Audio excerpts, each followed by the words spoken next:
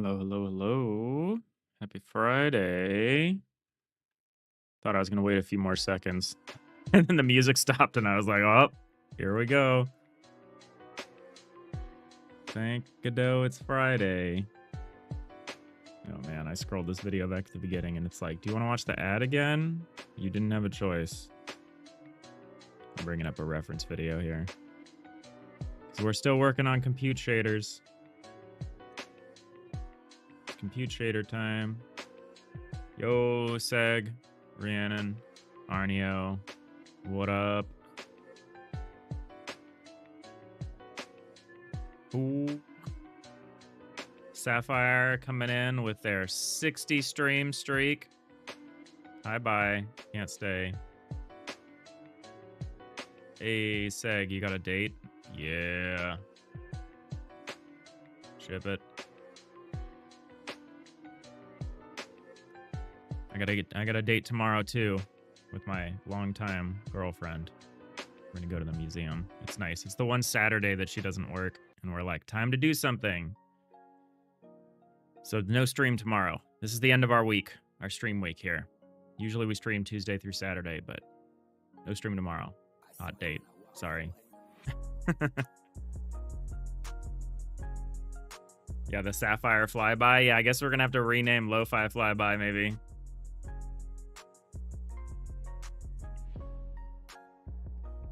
Thank Godot, it's Friday, Diginanigans.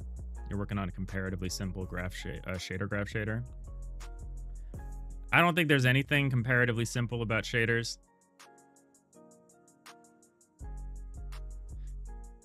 I think thinking about how a compute shader works is like kind of easy. The hard part to me is just setting it up to run. And that's probably what we're going to be working on today. Just getting our shader all set up to run. I've started off this stream with like terrible posture, and I'm like, I should do something about this, but I might not.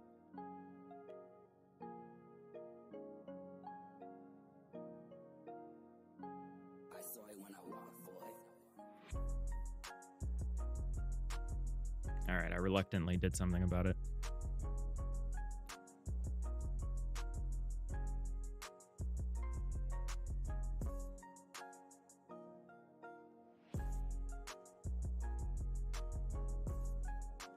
Yeah, go get your sleep.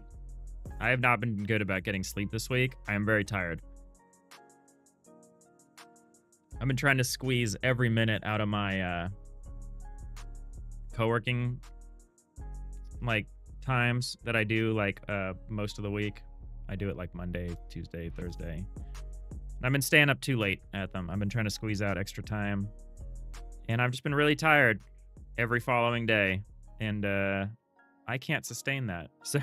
But the only person who's gonna make it better is me by just putting the work down. Which I think we could all get a little bit better at doing, probably. Sometimes you just gotta put the work down.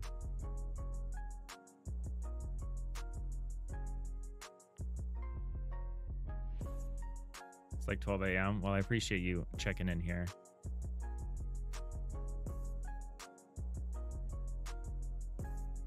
Bye, Sapphire. You don't need to stay. Go do you. Same with you, Seg. I appreciate everyone coming in, popping in, saying hi. Hope you have a good weekend. Take it easy.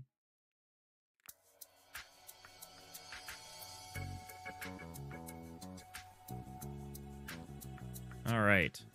So, kind of restate our first principles, I guess, in a minute here. Still catching up on all that hellos in the chat. Anigans, you find the logic in shaders is usually fairly simple. You just don't do it enough to know all the syntax and functions and common pattern. That's exactly the problem for me, is all the adornment of all the, you set this up so you can do this and that. It's all preparation. Shaders is 90% preparation. And then the last 10% is just designing what you do in a way that is like friendly to the shader, that like takes advantage of what shaders can do. Which is part of the struggle for me in envisioning this compute shader. But yeah, I was We've got a pretty good indication of where we're going and what we're going to do and how we're going to do it. Got a pretty good indication.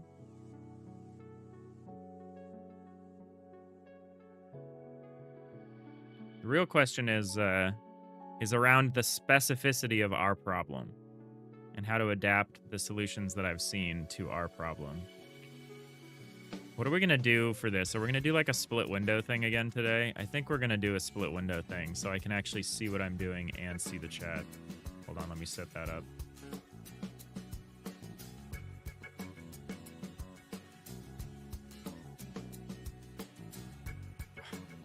Chrome. You make this hard. You make this hard to do.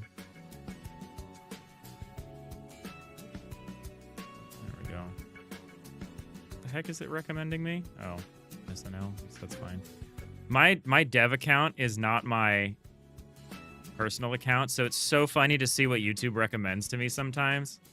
Because this is not, I have YouTube Red or Premium or whatever you want to call it on my personal account, and I don't have it on this, so I never watch anything on this, but it's funny to see what it shows a new person without a watch history. But yeah, we're following along with this video, sort of. This person unlocked it for us, the Pathfinder's Codex. I'm gonna drop a link to the video. Their channel has a link to their GitHub. We're using texture 2D RDs with compute shaders and Godot. We're gonna achieve 3D rendering without round tripping between the CPU and the GPU. This is the repo we need. We'll get this up on the right side. And yeah, I don't like the way Rider syntax colors GDScript or GLSL, but you know, this is what we're gonna do. So we'll sit here. We'll get this more or less ready. Is this treated as a group? It's not. Oh no, it is. Okay. Sweet. All right, but I guess first things first for people who are new or don't care.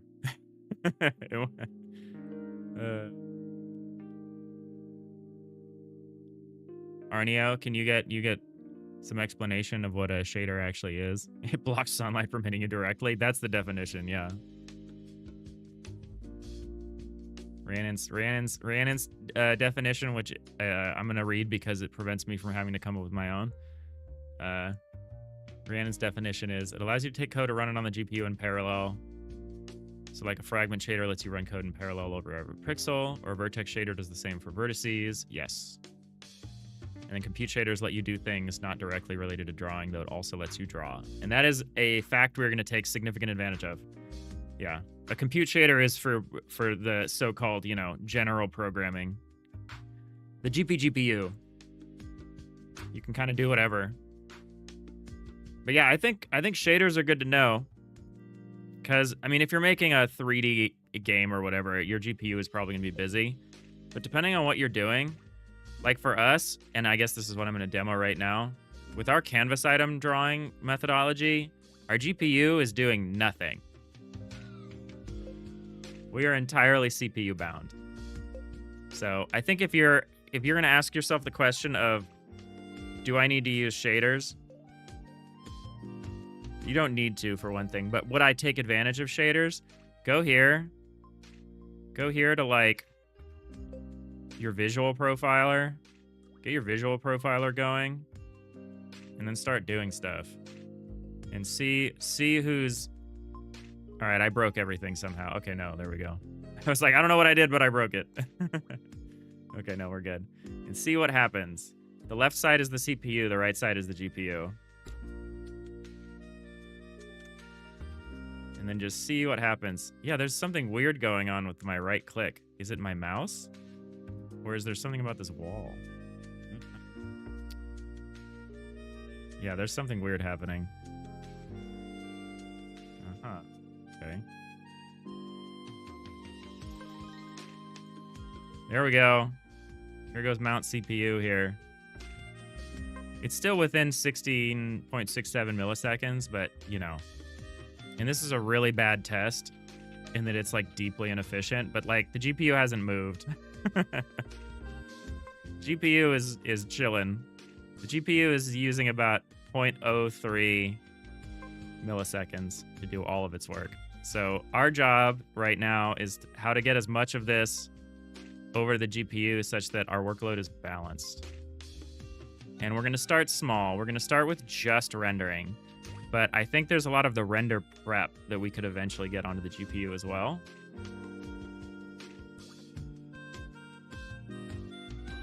And that's what we're going to try to do.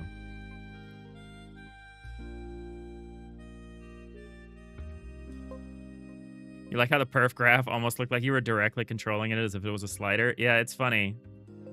It's funny how that works. Their profilers, I think the Godot IDE is quite good. I think there's some things specific to like scripting that are a little awkward. Like it's a little hard to like refactor. You can do replace and replace in files, but like I think except for the experience just writing code, I think the Godot engine is like quite nice for debugging and profiling and all that stuff. I haven't had a problem with it.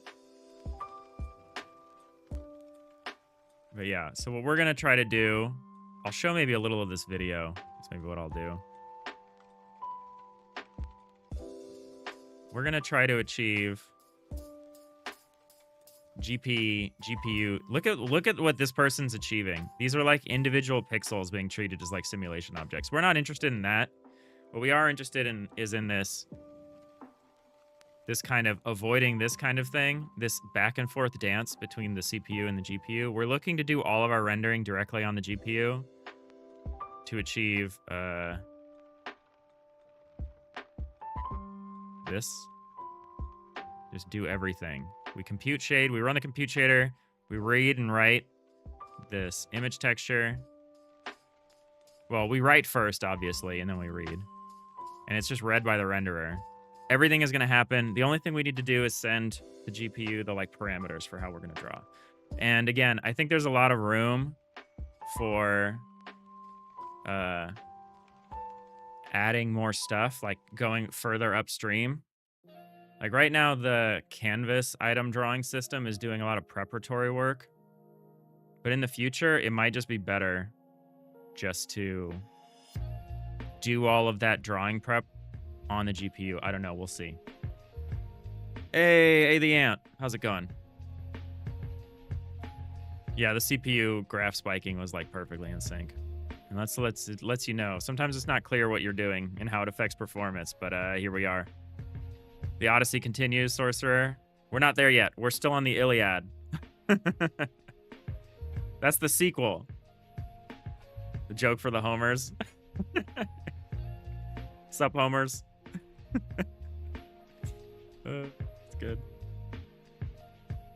Today we compute computers on compute. Yeah, I heard you liked compute, so we put some compute on your compute, so you could compute while you compute.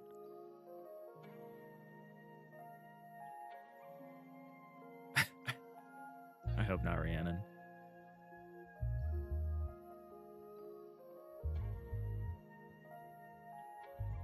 SDFs are cool. SDFs are cool. We might eventually start using SDFs. That might be a way to improve some of our parallel rendering stuff.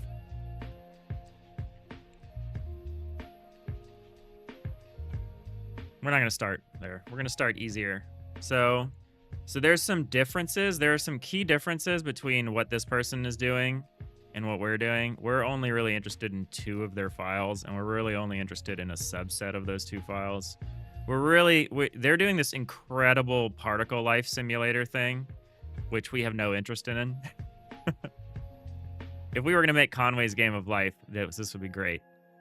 But all we're interested in is how they're hooking into the GPU and round tripping. The video talks about it, but I've watched this video like 20 times. And it just shows you little excerpts of the code. So it's good for remembering where you're like, because we basically have to go through a checkbox here. We have to go through this checkbox of things. We got to make sure we're using the main rendering device. We got to make sure we're using this Tix2DRD. We got to enable the correct bits. on the textures. We got to attach the textures to a resource ID on the GPU. We got to actually do the this should be more than one checkbox, but we got to actually do the compute stuff. We got to specifically do it on the rendering thread. And then we've got to assign the texture 2D RD to a node. And I spent a long time last night Googling about the particularities of our situation. And our situation is weird. And I will talk about what's weird about it.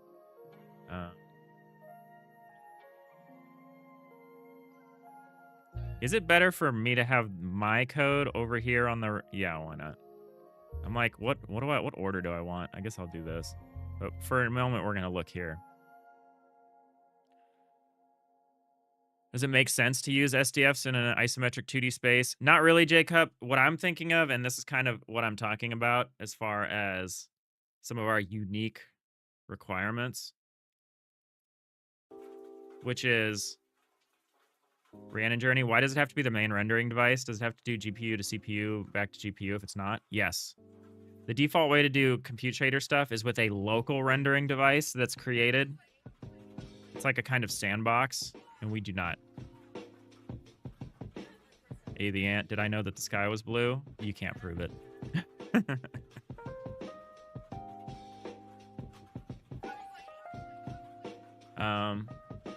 But anyway, the thing that might be useful to us is we have our various layers. So we're rendering a bunch of layers. That's what we're doing right now.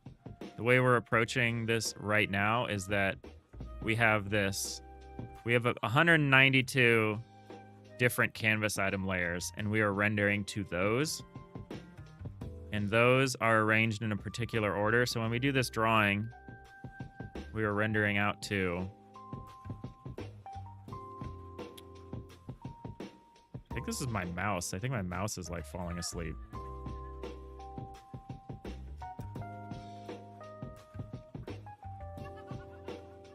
Try my other mouse. No, it's not the mouse. Oh, maybe it's not the mouse. No, I don't think it's the mouse. No, there's something weird going on. Weird. Anyway, so these are all on different Z layers. And I can envision a world where we draw each of these out to a texture, or we do some kind of sign distance field. We could evaluate the distance to each pixel, essentially. Like, we could do some stuff and then figure out how to intermix the layers. I don't know if that's what we're going to do, but that's an idea. But anyway, we're doing this in all these different Z layers. So we're going to do the same approach in the compute shader. You want to pop in, have a good stream? Yeah, no worries. Take it easy, the ant. Have a good weekend. So I think we want to render, or we want to write out. We want to split the work up the same way, where we write out to all those textures. I was going to show how those were arranged. They're arranged like this. On a smaller graph, it would look like this. Layer 0, layer 1, layer 2, layer 3, layer 4, layer 5, layer 6, layer 7, layer 8, and layer 9. So at first, we're going to organize it like this. I'm not convinced this is the best way to organize it, but this is what we're going to do to start. I have some other ideas for organization, but this is how we're going to start it. But what I'm thinking of is, do we really want to replicate this 191 canvas items at the bottom?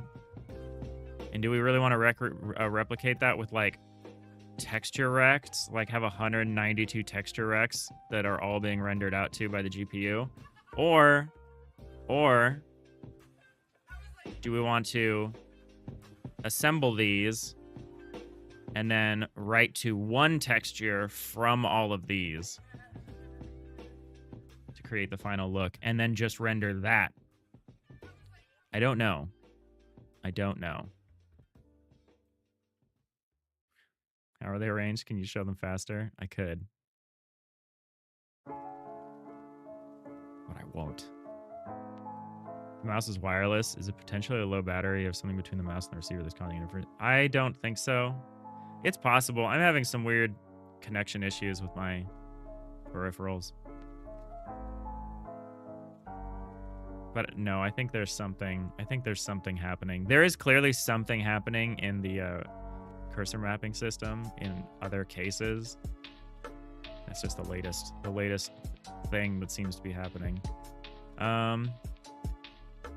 So the differences between our approach and this other approach is that we are writing to multiple output textures. We're also reading from multiple input textures. Because we have all these textures that, you know, define how something should look. Like, here's our default, quote unquote, default block. This is our fallback block, right? This is our fun little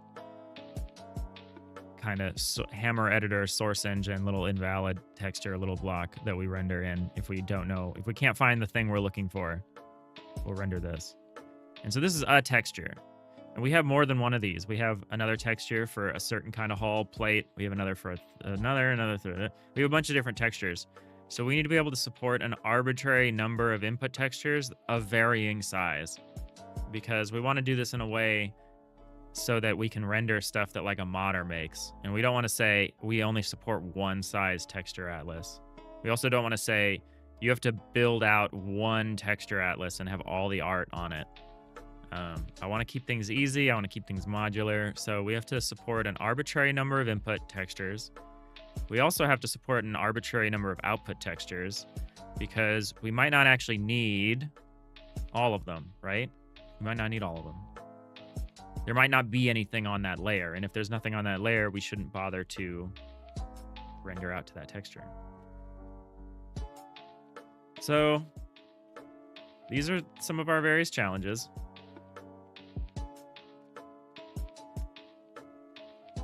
Won't rendering go crazy if it can't batch for a texture? Normally, maybe. But the whole point of this compute shader is we're doing the rendering ourselves. Like, we are deciding what the pixels look like. Yeah. So no, we can't take advantage of that, but also I don't see any advantage to it in what we're currently doing. And maybe that's my fault for not having a canvas item per sprite, but instead having a canvas item per layer. But like, we seem to be doing fine in terms of if we like look at our stupid, deeply inefficient use case. I can only drag front back for some reason now. I can't like click at the back and drag forward. Very strange. But yeah, if we look at this and we look at our, what do we want to look at? Our monitor, maybe? We can look at these two things. But if we look at like this video, these video stats here, maybe somewhere. Where's our renderers? Here we go. So we have 6 draw calls for a couple thousand primitives. As we increase this,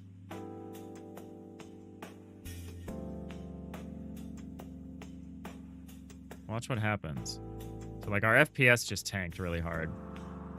But we're only at 7 draw calls now.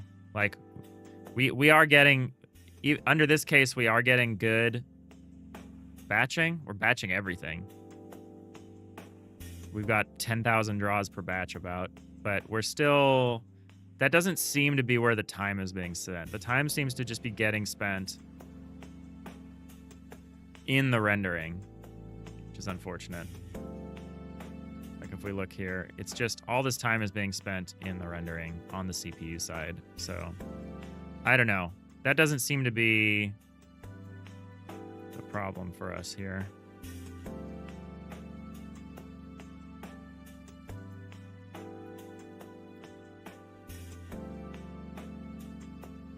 Yeah. If you split it across many textures, it might get gross. I think, I don't know. Because again, we are rendering to these canvas items, and we're not doing it, we're rendering these little primitive things, but we're going to be writing this ourselves. So I don't think we have to worry about batching.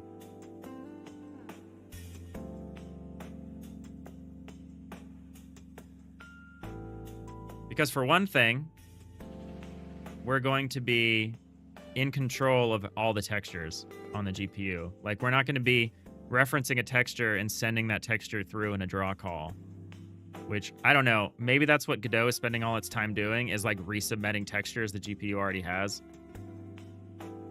because it doesn't know it already has it. I don't know. I'd assume that the Godot is smarter than that. The problem is, I don't know why Godot is slow at what we're trying to do. I just don't.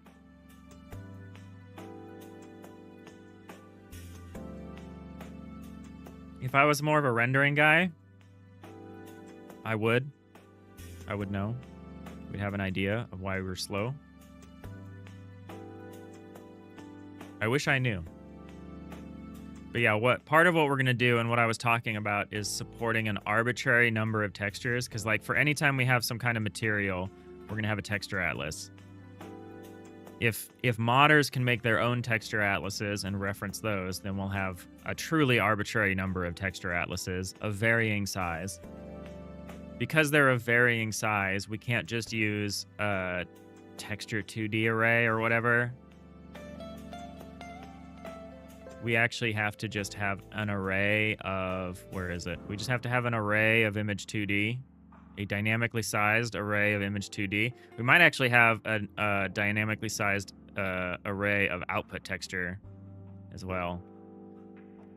I'm thinking about this, because we only really need different output textures for the various, for however we split the work up. And that requires us to use what's called bindless textures in Vulkan, which is pretty neat. It's a way of getting around the hardware limit for the number of textures that you can have per shader stage, which historically has been a significant limitation to what someone could do in a situation like this. But Vulkan makes it so that you can have like 1 million of these textures, which I don't think we're ever going to run into that limit.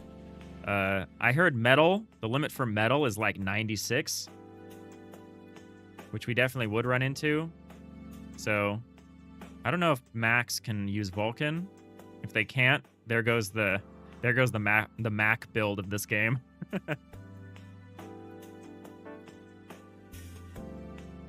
Oh my god, Arneo, what a poet. Bindless and bare, the lone and level textures stretched far. What is that, Shelley?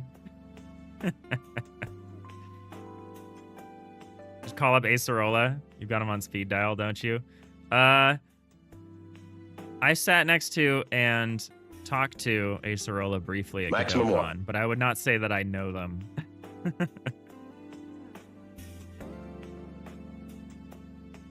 But yeah, Acerola would be good. Acerola would know what to do here. You'll talk to Steve Apple for me? Thanks, Jacob. Yeah, I don't know. Here, maybe we just Google this. Can Macs use Vulkan, or are they stuck on metal? Macs do not natively support Vulkan. They are not strictly limited to metal thanks to Molten VK. Okay. Do Godot games. Do Forward Plus Godot games on Mac use Vulkan? Yes, they do. Okay, so they already utilize this Molten VK translation. Sick. All right, we're back on. I think.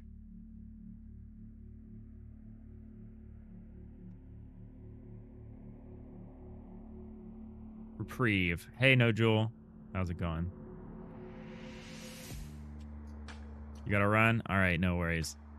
That seems to be the thing for people today. Take it easy. Enjoy your weekend. Thanks for popping in.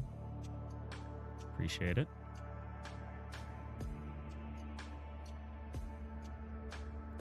All right, so here's some of our thinkings. So we need to be able to support an arbitrary number of input textures and an arbitrary number of output textures, at least at this stage, which is important, which is an important detail. This is going to be the stage where we prepare the individual draws. The like, not the individual draws, the Z index layers of draws.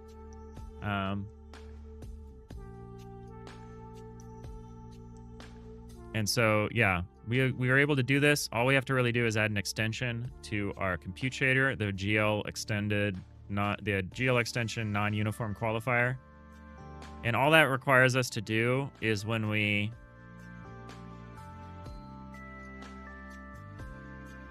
well, it should require us to do this. In certain circumstances, we need to use that. If we do anything based on our invocation ID, our invocation ID is basically is like a vector that describes where we're at in the like wave front. Not in the wave front, the warp front or whatever. The wave front, warps, they're all the same. But within a warp or whatever you want to call it, there's some number of invocations.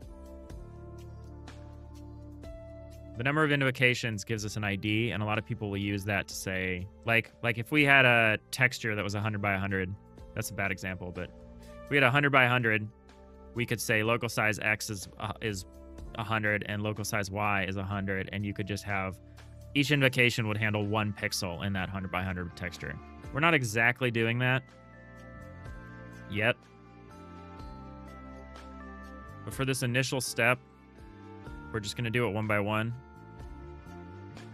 I'm tempted to try this with just a single input texture and a single output texture. Just to start, just to get my feet underneath me here. We're also going to use image 2D instead of sampler 2D. I want to do everything pixel perfect. We're not doing any filtering, so I'm not going to do like filtered UV samples and stuff like that. I'm going to keep it simple. We are going to send in a array of data, which is like our canvas item draw param kind of structure. I made a little struct for it of draw params. We're going to store the data something like this. Maybe a little different. I'm going to put the color modulate first.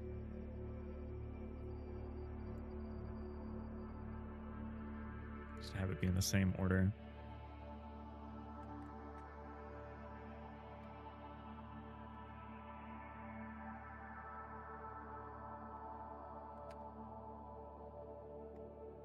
But yeah, we're going to... Texture size is maybe not the right word. It's more like the region. It's more like the tile region.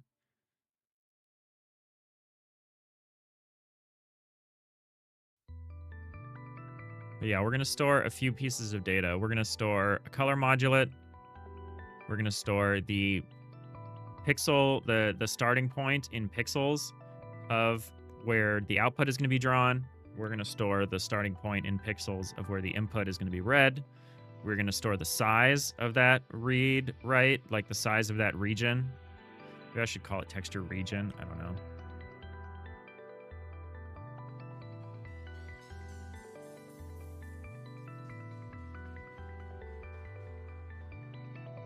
It's snowing outside? Nice. That sounds cool. It's very warm here. Warm and sunny here in California.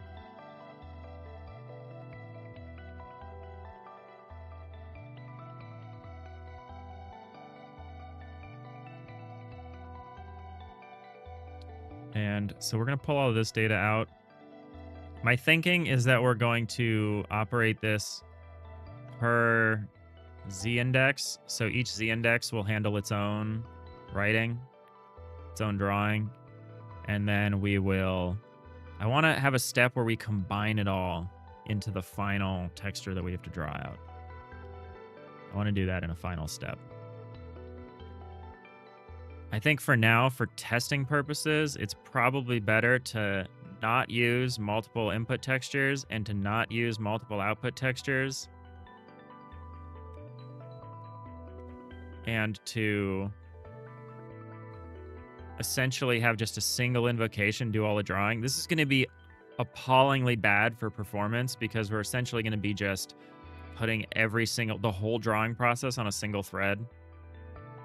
But what I've learned when trying to do shaders is that if you try to get too fancy too early, it fails, and it fails in a way that is hard to detect exactly why. So we are going to kind of go out of our way to do the simplest version of this to start. Partly so that we can use our guide more effectively. I don't know why you don't remember what we were trying to do. Here we go. So we're going to go through these different steps. So we want to make sure we're on the main rendering device. This is not helpful. I'm not going to follow along here. I know what we need to do. So we want to go here. We want to look down like here at the renderer setup. So this is where we get the main rendering device and we configure our stuff. Yeah, I'm going to switch back to what this person is doing, which is a single input and a single output.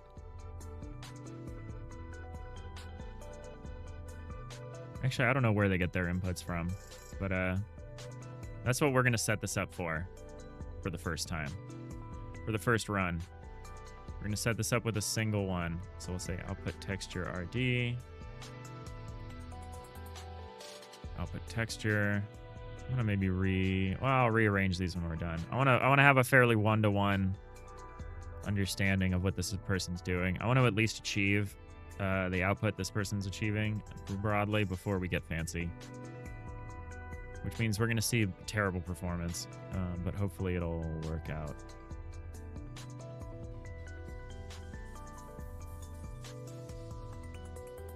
Let's say compute buffers.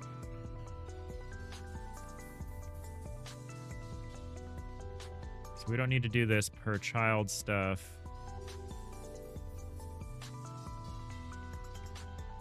We're gonna have a single format. One thing that we're gonna start using the R32, G32, B32, A32. We're gonna use the 32-bit textures, but we don't actually need to do that. And that'll be probably a huge savings. I'm not gonna really care until we have a large number of input and output textures.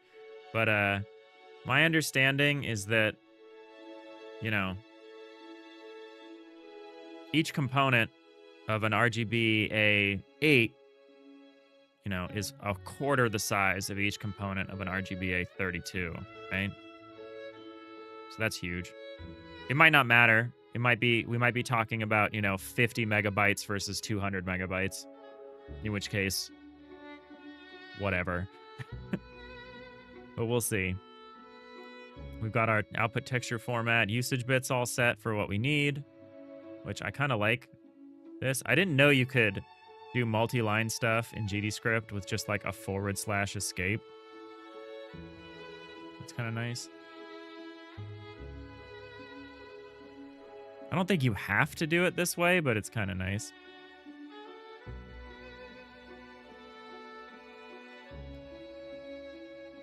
We got our texture view. We got our texture RD. So we're going to kind of step through this. There's a GDScript that's going to control all the input, all the setup, and is going to be responsible for calling and everything. So, and in fact, I am going to say Mosaic GD extends texture rect.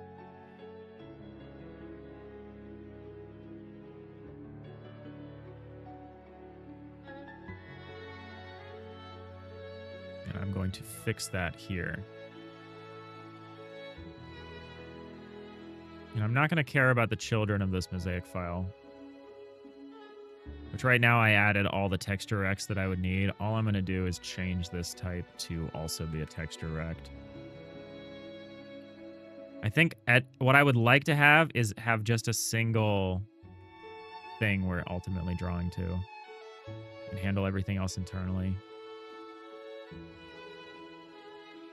It's going to be weird at first, but let's keep it simple to start. So all we really have to do is assign that texture.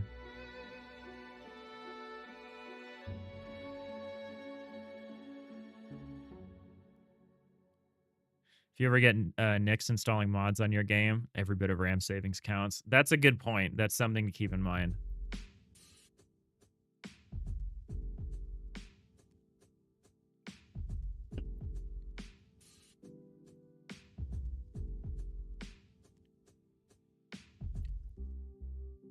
Hope everyone's having a good Friday.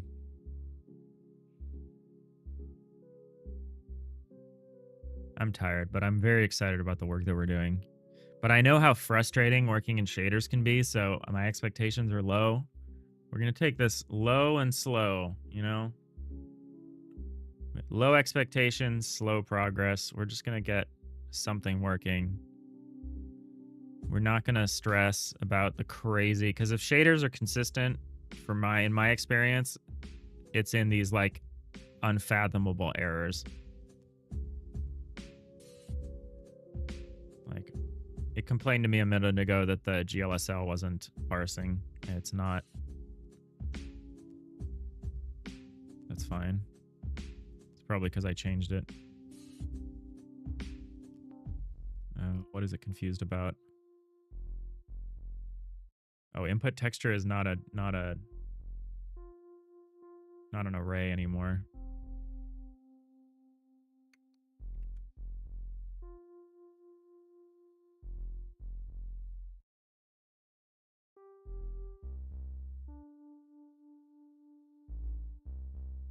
What is it expecting?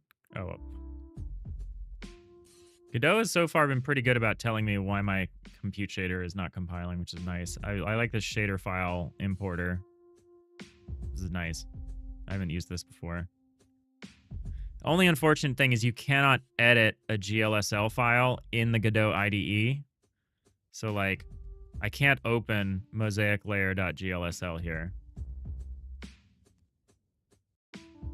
Unfortunate. You have to edit it in an external editor, which is part of the reason we're doing this in. I usually wouldn't be editing GD files in Writer.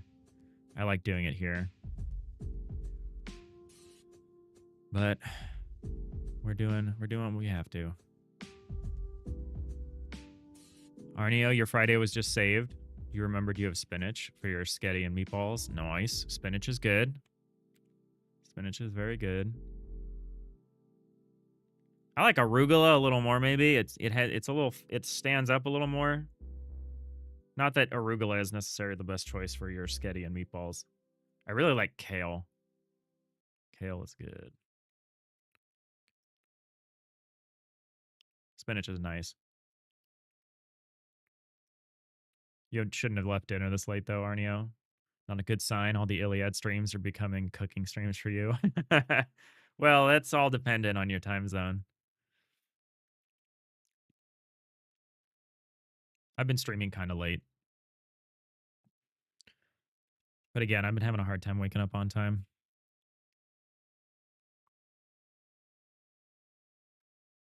Oh, nice. You're doing some, Brandon, you got some frozen Costco pizzas you're gonna dig into? Oh, are you doing your own toppings, or are these like pre-made? No, it looks like you're doing your own toppings. You got Italian sausage on your half.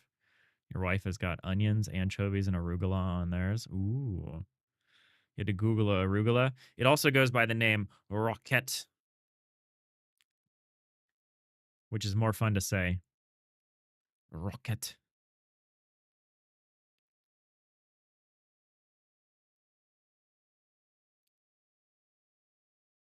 Arugula's good. Arugula's good. Like kale, arugula's good if you've got some kind of lemony flavor going on there. Like I had pizza the last couple nights, and I had pizza with a little arugula salad. And like the first time, it wasn't right there, and I was like, you know what would improve this? A little bit of lemon juice, and it's good. There's a lot of things lemon juice improves, though.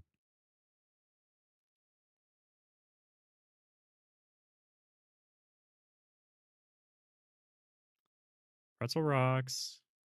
Where's the music, Pretzel rocks?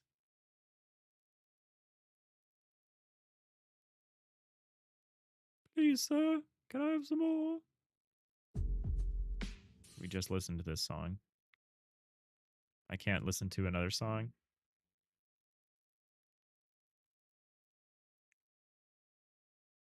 Am I allowed to have the next song? There we go. Nanigans, you miss homemade pizzas. Your oven's been broken for a good many months now. Just isn't on the top of the priority list. Fair, fair. You know what's an option then? Get one of those outdoor pizza ovens, one of those little ones.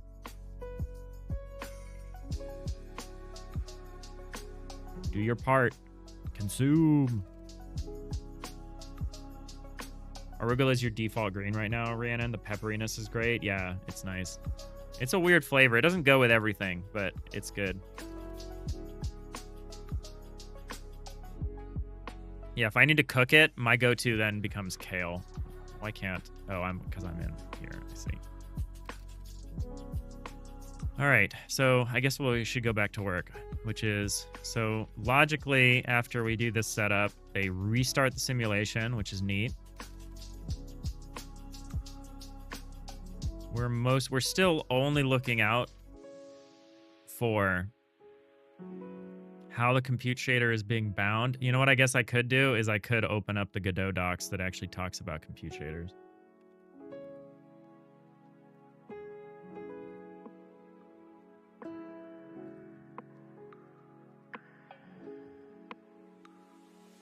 Compute shaders are good.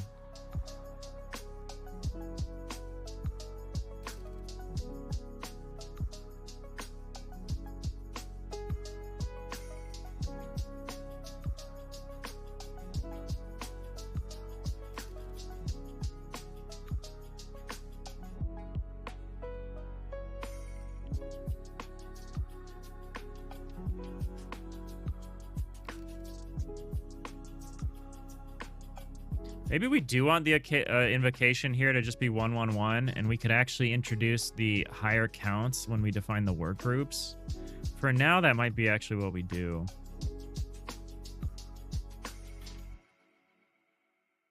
We don't actually do it at the invocation level. We do it at the work group level. Except at the end. There's this end that I'm thinking of, which I'm not sure how I want to handle, which is like writing out to the actual final texture rect.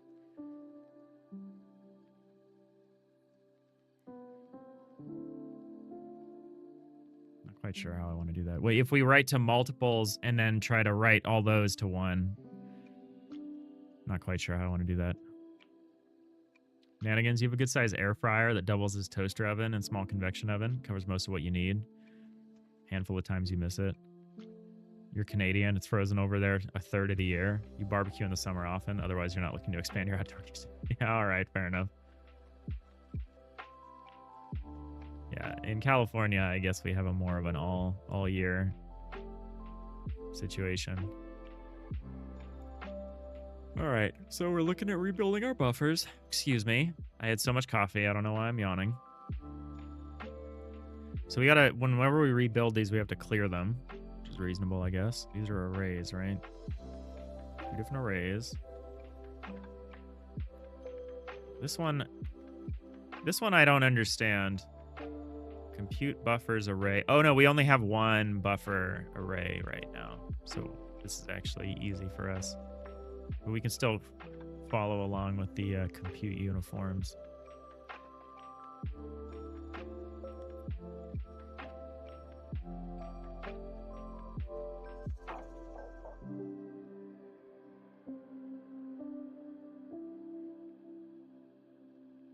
So this is how we do this. So create output texture, update input buffers.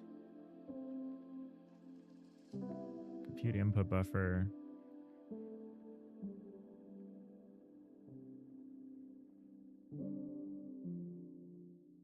We'll call this compute buffer.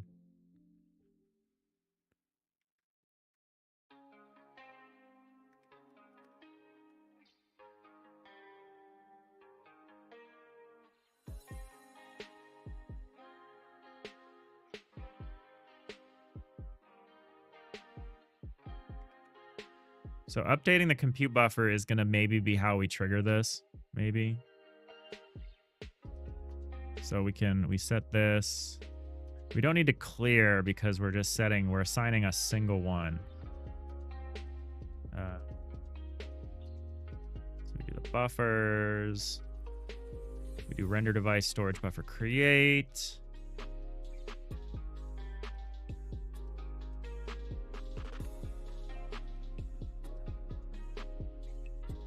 Out buffers we're not super concerned about. Output texture we are concerned about. So here we do output image, image.create. We create our image. What are the image formats that we support? Would be my question. I want to switch to RGB8 eventually. I think that's the default.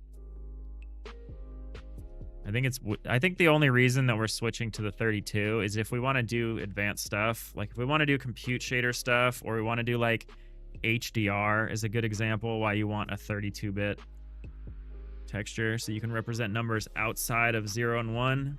Also, if you want to avoid quantization artifacts, which is a fun thing to say, you also might want an RGBA 32. You might want a 32-bit.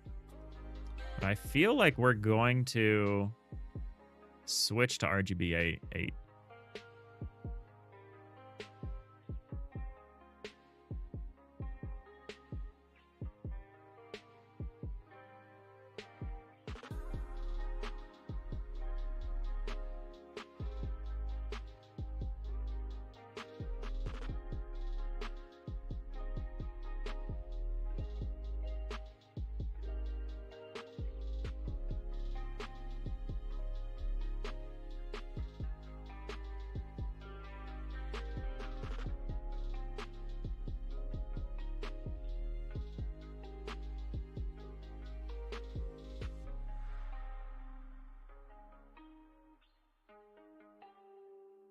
Hey, Nix, how's it going?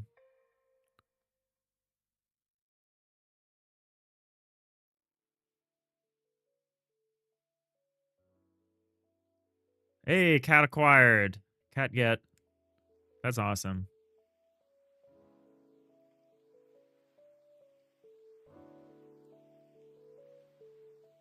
Oh yeah, how was work?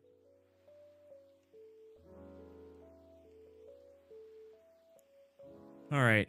So we do all this. We set the output texture. We texture create. Create the texture.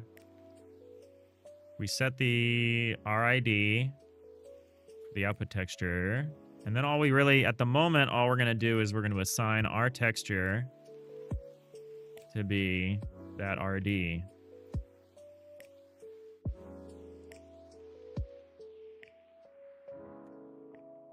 That's all we're going to do for now. We'll probably need to call create output texture.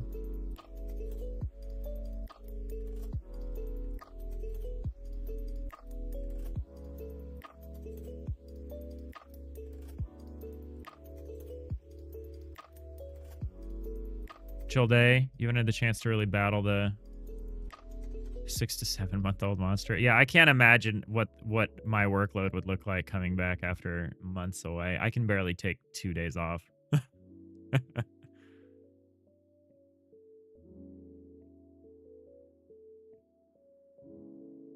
You feel sorry for future Nick so as to deal with that? Yeah, me too.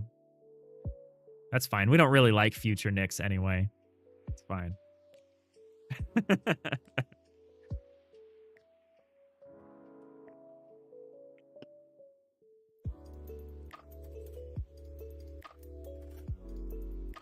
All right, uniforms. So what kind of uniforms do we need? This is all of them, right? So this is like everything. This is our input texture and our output texture, I think. This is where we bind them. So we need to do this twice.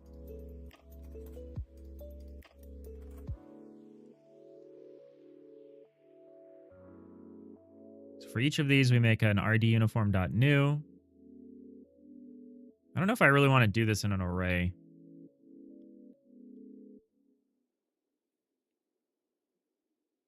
Because when we do the output texture uniform, we're just doing the same thing.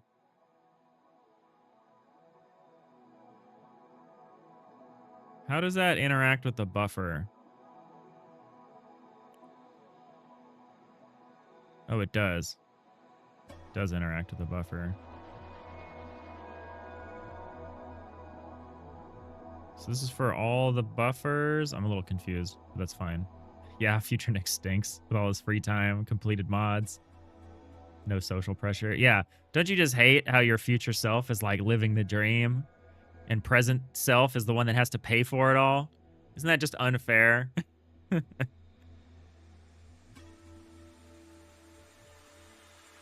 Stupid future Dave. Reaping all the benefits, all the hard work of present Dave. The sacrifices of past Dave.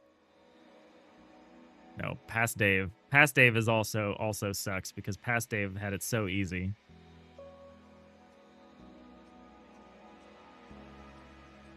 Past Dave really blew it, in my opinion. Now present Dave has to pick up the pieces. And future Dave gets to reap all the benefits. It's just, it's unfair.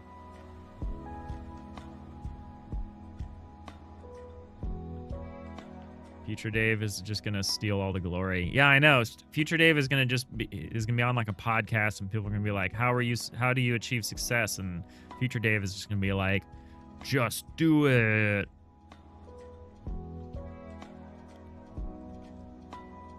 I hope Future Dave is able to remember all the little Daves,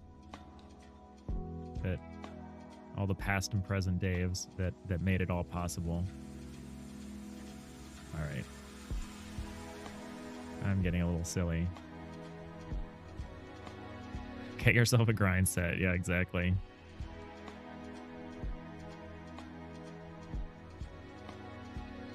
All right, so I don't quite understand this process of the buffer and the uniform bindings. So like a buffer is a series of RIDs, and the uniforms array is a series of RD uniforms. It looks like I need both.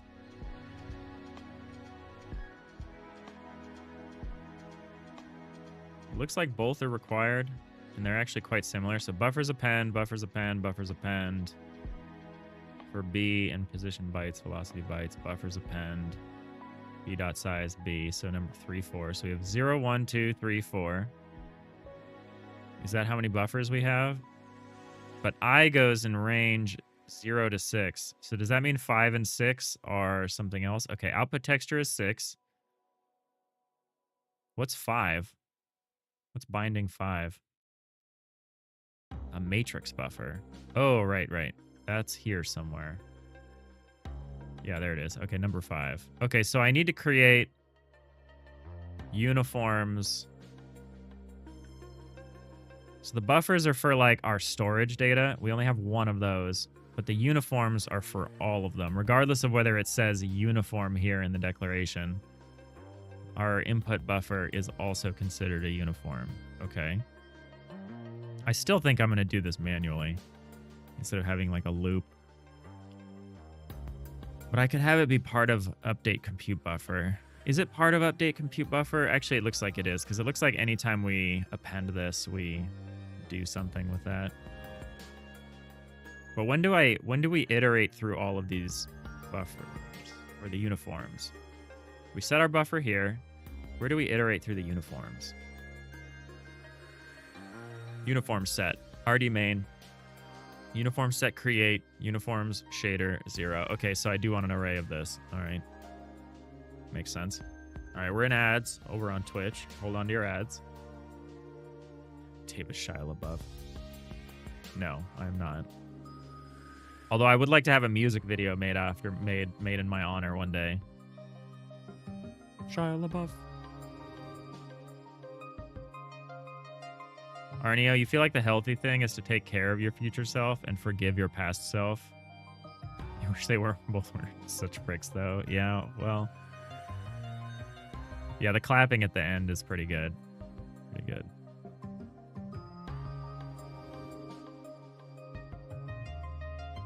Yeah, I guess when I'm staying up too late working on the game, the person I'm really screwing over is future self that has to wake up in a few hours for work. But maybe if future self carried his weight, present self wouldn't have to be overworking all this time. Hey, 2 nerdy nerds. Hide the code. Raid alert. How's it going? How's it going, nerds? Oh, yeah, raiding right into an ad. Hey. Right into it. Oh, Temptic. Good to see you. Hello, nerds. How's it going? How is the stream? Ads are over in 30 seconds, so, you know, let me know whoever actually makes it through. Let me know if you make it through over here onto the ads, or through the ads to the other side. How is everything? Ad was like 4 seconds. All right. They know they're not going to get anything past you, Foolbox. And anyway, you're an indie game dev. It's not like you have money to spend on buying things. How's it going? Stream was good. New gameplay system and some fun art. Oh yeah, that's exciting. We're working on the J Ferret, the Dr. J Ferret game that has another name. Hit me with a Steam page or something. I could find it. Hit me with a link. How's it going? Reclaim the Living. That's it. That's it. Reclaim the Living. That's a good name. Yeah, we're excited for that. I found it. I'll put that link over in the YouTube as well. Nanigans, the worst programmer you know is you from 6 months ago. Yeah, that is it, isn't it? I love the perspective on this. It's like a Survivor's like. So cool.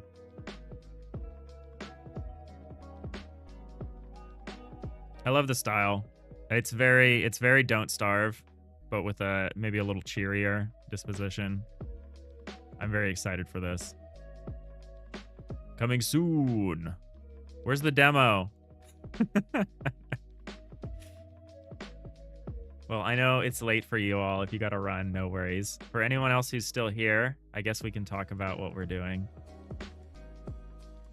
This is Digital Iliad. Soon, a trademark. Yeah, exactly. So I'm guessing you're not going to be in the February Next Fest.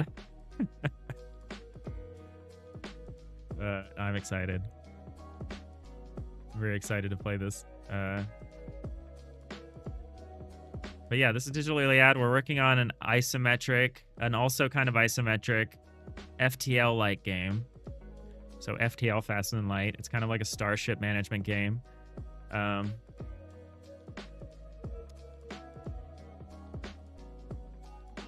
nerds will like this. We're on our third rendering approach in this week. We're trying the third of the rendering approaches we've done so far. We're in rapid fire iterations. We started out originally with tile map layer based rendering for the environment. We switched to canvas layer based rendering. So we're essentially, let me grab the canvas item code. So we switched to instead relying on direct draw calls to a canvas item for each Z level of the environment. This is like Rhiannon's favorite part of the demo. Only 199 episodes left, Dave, till 5/12. Yeah, our self-appointed deadline to finish the editor. So we're rendering with a canvas item layer, not a canvas layer, canvas item for each of these layers to represent kind of the Z indexes towards the camera. And it's pretty cool. The benefit of rendering this way is that we can actually render the environment and the characters into the same hierarchy. Like we don't need sprites and nodes and tile maps and stuff. We can render it all directly into here using a combination of their Z index and their Y sort, and sometimes an X factor that I defined for things that have the same sort but should be like overlays should be rendered over underlays, obviously. So we're doing this. We got the canvas item version of the drawing pretty quickly. The problem is it didn't actually address our problem. So if I start our visual profiler, you can see what happens once we get a decent number. And this is an exaggerated demonstration because we're not doing any occlusion culling. But if we just start making like a space. The cursor mapping system's cool too now though. We can see where we are we can map to a position in 3D with the cursor, which makes the editing a lot easier. We can make a little backdrop, which is fine. The thing to watch is the CPU time climb. Still good. Watch what I do when I fill in this space. Watch what happens.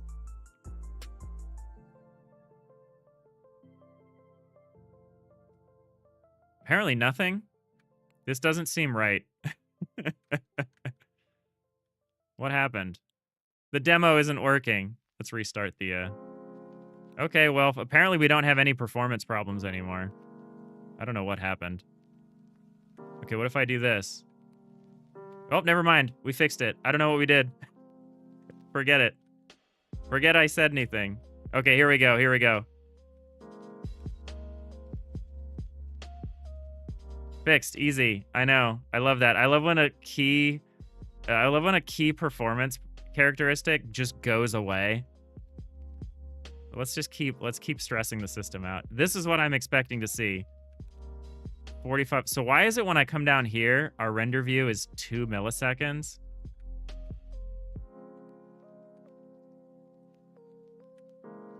And then when I go back up here, it's 45. It's not that it goes up when I move the camera. It's when the camera is in a certain place. So the camera's here. It's fine. We're going to restart this because that doesn't make any sense to me.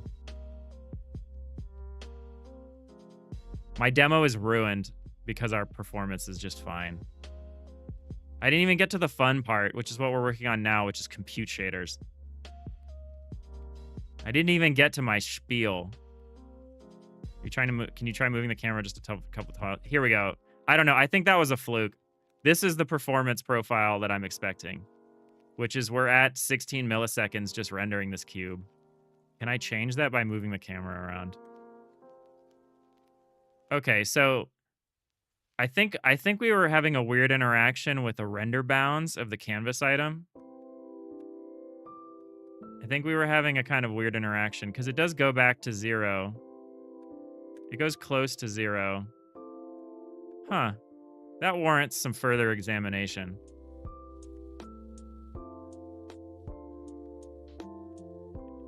It has something to do with the bounds. Because, yeah, it doesn't matter where my cursor is. Anyway. You've done this like a million times. The one time, yeah, we're seeing a different characteristic. Anyway. We were thinking of ways that we could fix this. And I was thinking of like, okay, we could do occlusion culling. We're already doing the thing that Canvas Item is really good at, which is if you don't Q redraw, it doesn't need to draw again. It just keeps drawing what it already has, and that's very cheap, allegedly.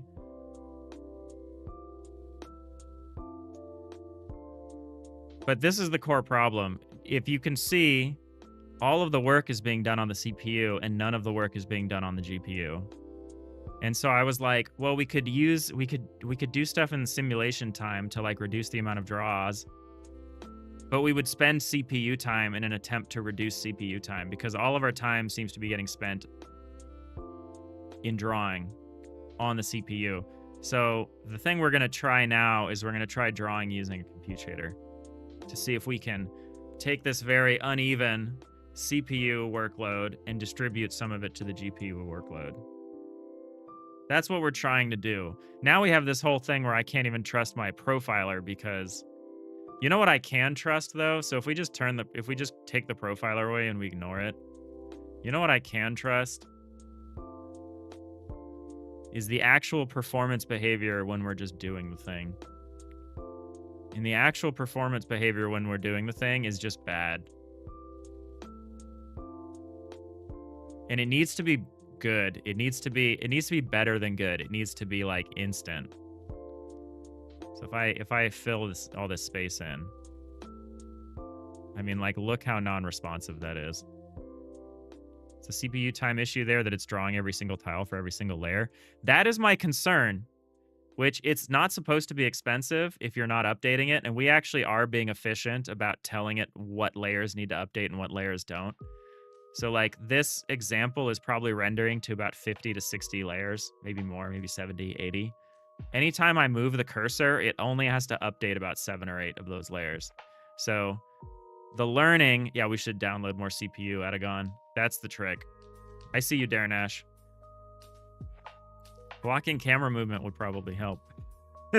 Not having a camera would probably help. But yeah, I think the cost is just having a tile that needs to be drawn.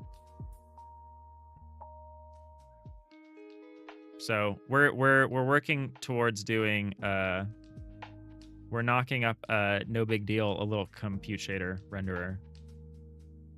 And I think this is a good thing for a 2D game. Because like a 3D game is going to use its GPU.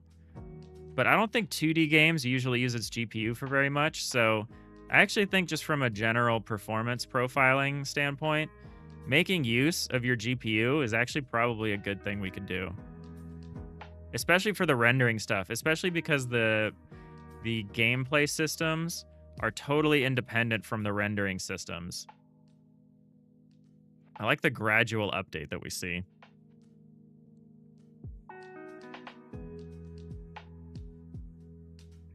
But yeah, we're going to start small, but I'd like to see how much of the rendering we could offload to, or how much of the preparatory work involved we could offload to the GPU. I'm very curious.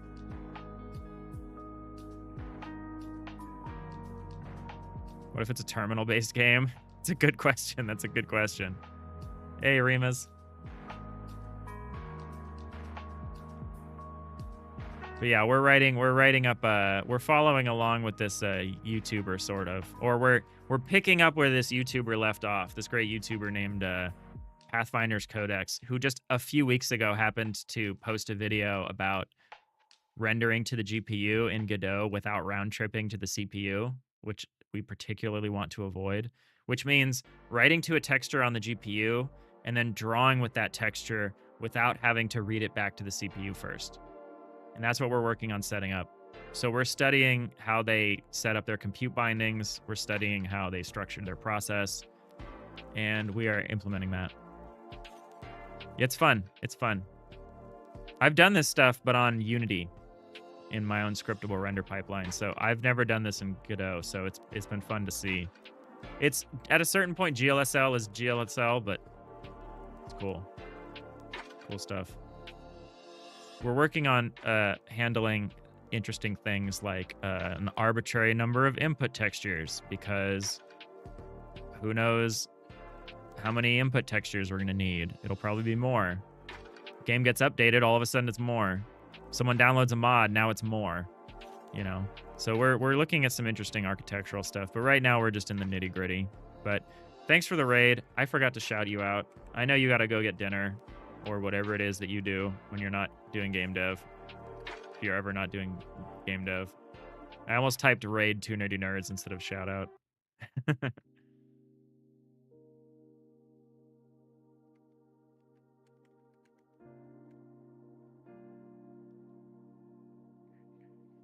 Take it easy. I appreciate you.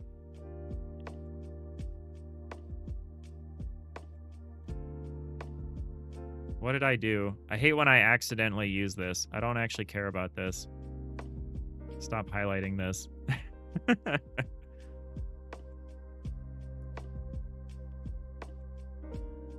I almost never use GitHub.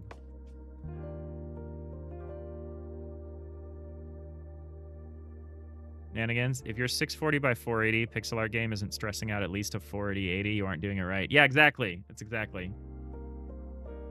It's not somehow related to the raycast. It doesn't seem to be. I don't understand. I don't understand. I think it has something to do with the boundary that the canvas items are setting, like the boundary of what they're actually drawing to. And there's something happening when you move the camera close enough to the edge of that boundary where for some reason it's able to like save all this time. I don't know. For me, there's two things here two reasons why I'm done with the canvas item approach.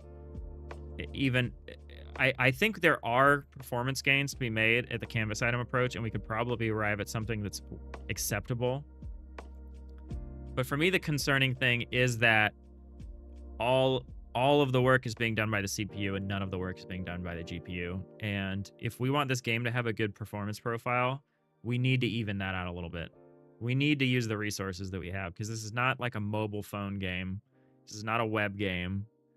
This is a desktop and like maybe Steam Deck game. I want it to work well when it's just running as like a desktop companion. I want Lo-Fi Flyby to run well if it's a desktop companion mode.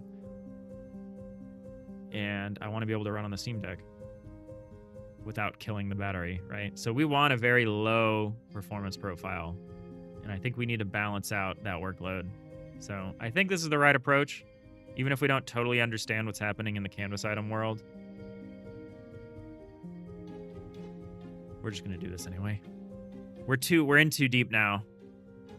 Let's just sink that cost. I feel like this is the opposite of the sunk cost fallacy. I feel like trying 3 different renderers out is the opposite of sunk cost.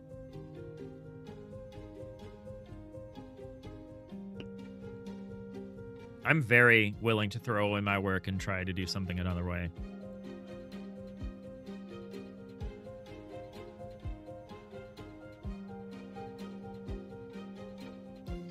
All right, so I guess we're going to get back to work. We had our fun. Now we'll get back to work here. Floating cost fallacy. Yeah, Nix. Yeah, our cost does not sink, it floats. Our cost is very buoyant.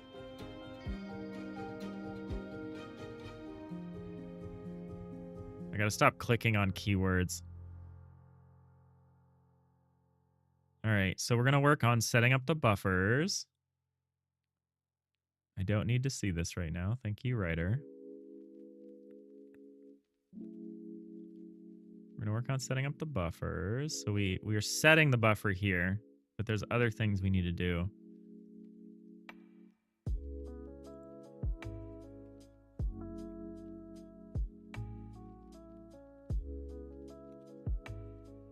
The floating point precision fallacy. I thought about that too.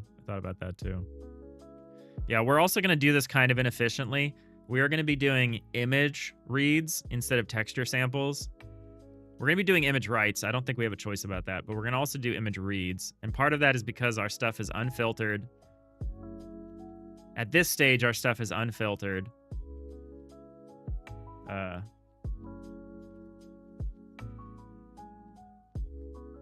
And I also want to operate using pixel coordinates and not UVs. So we're going to be doing everything in ints, which is weird, which is not natural for a GPU. We should be doing everything in floats.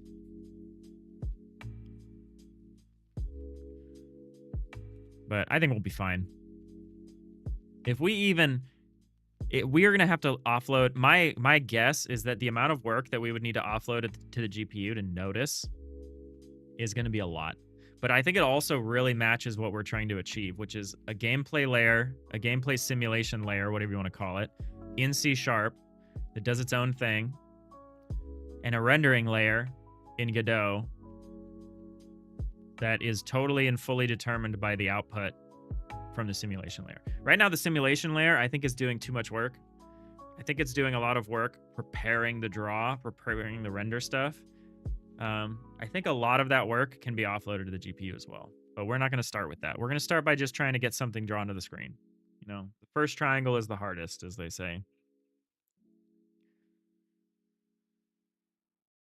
And the hardest part about working with compute shaders, if you've never done it before, is just getting them set up. Just getting them set up to run. Once you've got them set up, it's very easy. All right, so our buffers are all set. What we need to do, we got our output texture all set. So we're updating the output buffer. We also want to update the compute buffer. Oh, we can't call that from here, can we?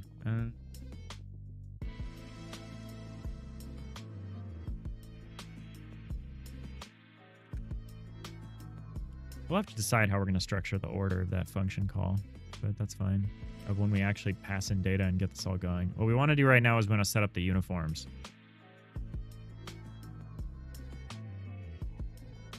We'll have another function. We'll call it update compute uniforms. Sorry if this is hard to see.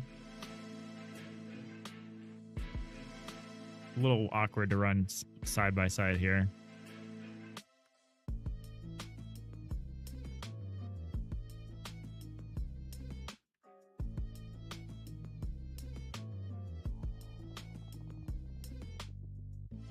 I'm going to do this one by one.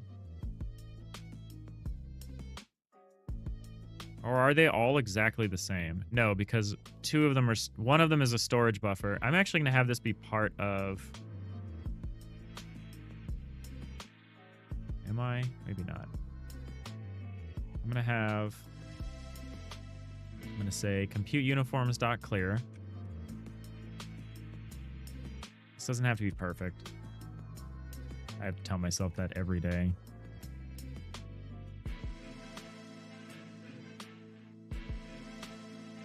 Oh no, Nix. Physical therapy can be tough. I gotta do some for just my body that's quickly falling apart, spending 12 hours a day at a computer. I got a referral. I just need to set it up and actually figure out when I'm going to be doing this. But yeah, you gotta...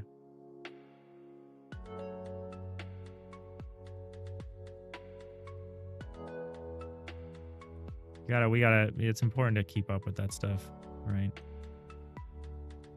So we'll say variable, we'll say data, buffer, uniform,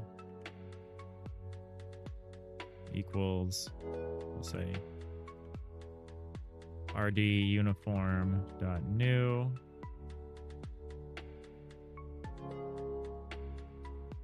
We'll say data buffer uniform dot... Hold on, do we actually have... Is that actually somewhere here? No, it's not good. Okay. Data buffer uniform dot uniform type equals rendering device dot uniform type storage buffer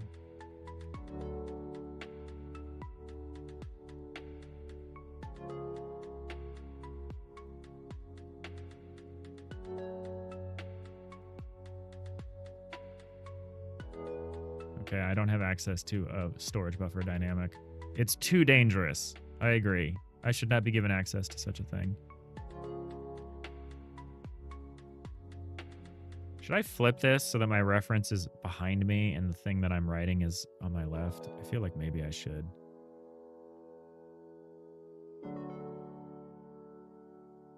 Is this better? Because then I can position when I'm reading. I can't always position when I'm writing, because if it's at the bottom of the screen, I have no choice. Jacob, physical therapy was a lifesaver for you for neck shoulder. You learned lots of stretches. Sweet, now you can copy the homework. Yeah, because you can look this stuff up anywhere, you know? I think we're going to be doing some really interesting stuff with this. We're not starting out with it, but I think we're going to be doing some really interesting stuff when this actually becomes useful to us. I'm excited. I'm excited for this. Nanigans had a good joke about how ridiculous our project is becoming, though. Because we're like, we have a GDScript IO, a C# simulation layer, and now we have a GLSL renderer.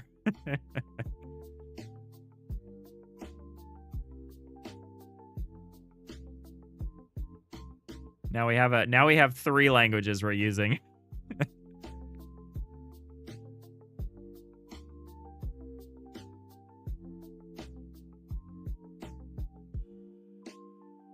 All right. Add in Lua scripting for mods? No. But yeah. But also no.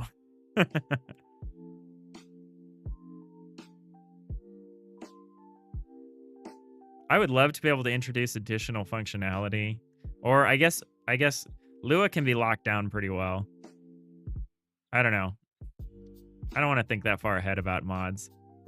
And yet I do it all day. I'm always thinking about what's the implication of this decision for modding. But I think that's because we're working on our editor. If we weren't working on our editor tools all the time, we would probably be paying less attention.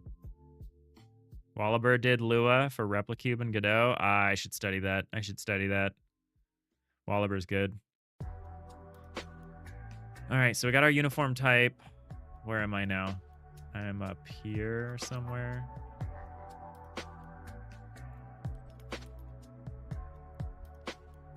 Data buffer.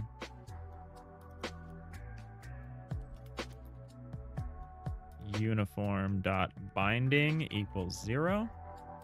So much of this is going to be hard coded with just magic numbers. I think that's fine. Data buffer uniform dot add ID, and what we're going to add is the RID for the compute buffer itself.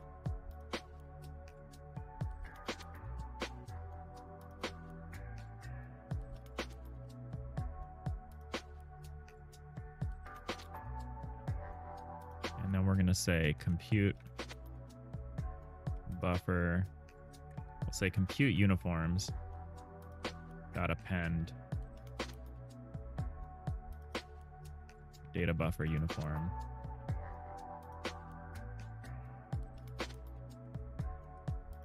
This is our data buffer uniform. Now we need an input texture uniform and an output texture uniform.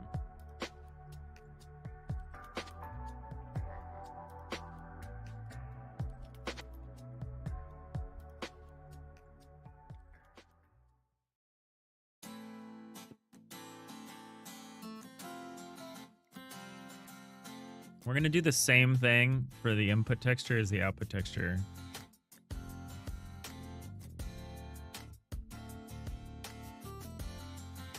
Jacob, you just got GitHub action. You got GitHub self-hosted actions working for your web and Windows exports in Unity. Nice, nice. You just learned GitHub is going to start charging. Oh my God. That's fine. You know what we could do? I mean, I can't help you with Unity, but I'm thinking about making a self-hosted local build pipeline. I'm thinking about doing it. With my Linux box that we're going to be setting up in the future. Thinking about doing a build pipeline like that. That'd be cool. Yeah, because it doesn't need to be, I'm only going to be doing builds. I don't know. I'm only going to be doing builds locally for the foreseeable future, right? Like, I could see myself sitting on my bed at a hotel in Seattle at PAX being like, oh, I got to do a new build for PAX, which is like, you should never do that. You should never try to edit your game while you're demonstrating it at a convention, but you know, sometimes it happens. And so like, I could imagine being a world where I need to interact with a system like that remotely. And I'm sure we could get there, but yeah, I'm looking at doing more local stuff, like having local Git, local like build pipeline. Yeah, just webhook. Yeah, exactly. There are ways that we can just do it, but I think it'll be nice to start small, start slow, start doing stuff locally, then worry about the networking and the security. Because the thing that I've learned just from reading about people doing home lab stuff is it's like, and I know this from my day job too, because it's one of these things. It's like the hard part about building a system is not building the system. The hard part about building a system is maintaining the system in the face of changing requirements and, you know, platforms that decide they're going to start charging with you, so you have to move to another platform, you know.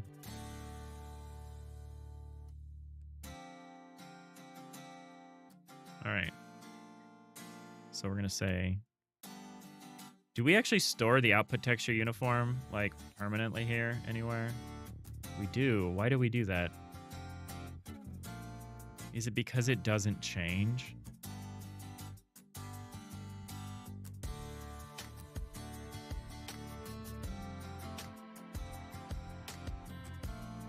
Why do we need to know this? I'm not sure, but we're going to be okay with it for now. Output texture uniform. I don't know why that needs to be a member variable.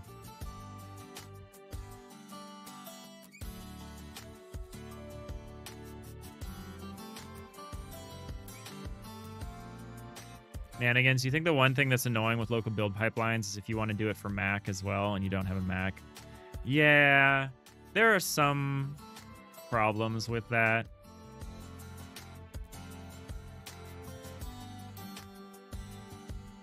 I'm not going to sweat Macs.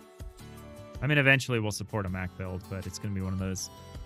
The irony is if I want any member of my family to try my games, I have to make a Mac build for them. They're all iPhone users, Mac users. I'm the Android sheep of the family.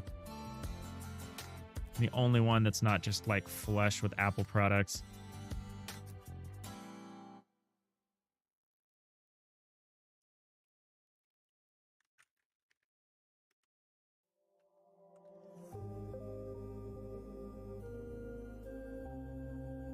Uniform type image. Adagon, you just host open source stuff. I can't do that to you. You're wise, Adagon. You're wise. Rannon, GitLab has GitLab CI. You're not sure if that is included in the open source version of it or if it's enterprise only. Yeah, the dang maintenance cost. It's either money or time, Jacob. Everything is either money or time. There's no other choice. Sometimes it's money and time, and that's when you know you've been screwed. when a product demands both your money and time. So sometimes, you know, self-hosting is not the option. Is not the correct choice. But sometimes it is.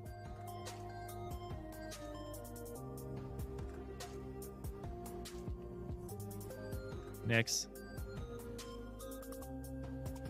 You can't fathom how drink companies make good tasting drinks that has like zero almost everything. 2 kcals, 0.06 grams of salt, 100 milliliters. How? Where's the taste? It could be, you know, it could be in things they're not required to measure and publicly disclose, but I don't know. It's a good question.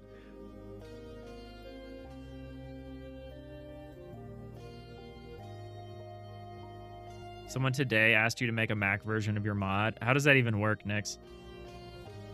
Does Mac support Java? Yeah, I don't know. Jacob, once you got the automation down, GitHub Actions didn't really do anything special other than the on-push hook. Uploading builds somewhere on action complete. And then how easy it was adding action runners into the pool. It looks cool. Looks cool. Java is supported on Mac. That makes sense. I'd be surprised. All right, so we're going to say compute uniforms, append, output texture uniform.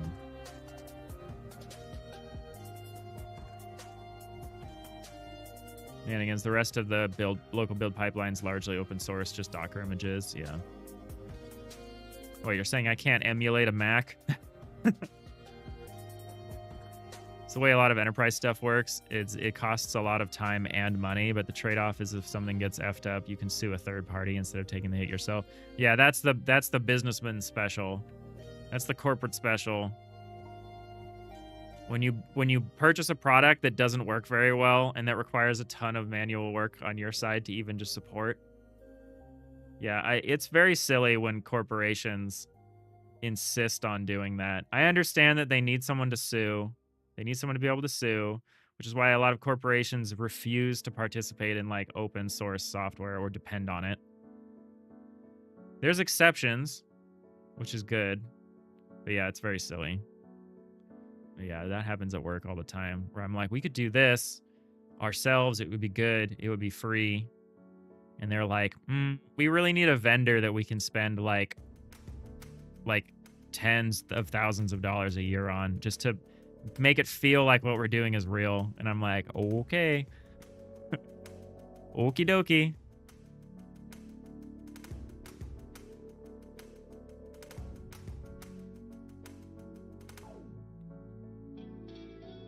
These are the uniform. Okay, we need one more. I never made the input one. I'm not sure how we're going to do this input one. So we don't want a new... So where do we do all our input texture stuff?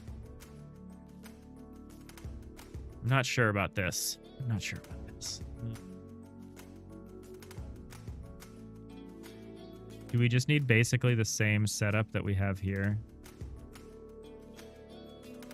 Am I going to start reorganizing stuff?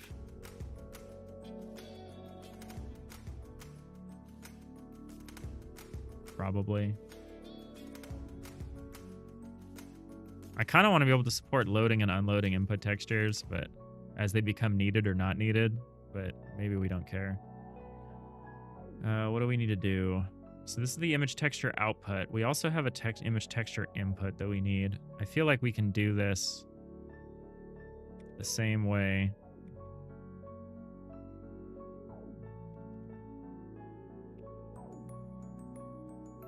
I feel like this doesn't change very much. I think I'm going to regret rebuilding this whole thing every time. Also, the binding is not 6 for us. The binding for this would be 1. The binding for this will be 2. What are our uniform image types? That's it, right? There's nothing special. What's an image buffer? It's like a buffer of images. I guess they'll switch to that when we start using an array of images.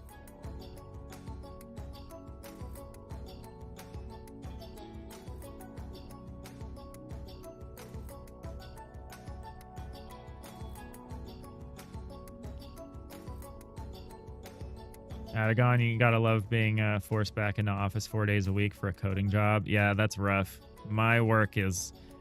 We haven't had to do anything yet, but my work is rattling its saber about 3 days. 3 days in office.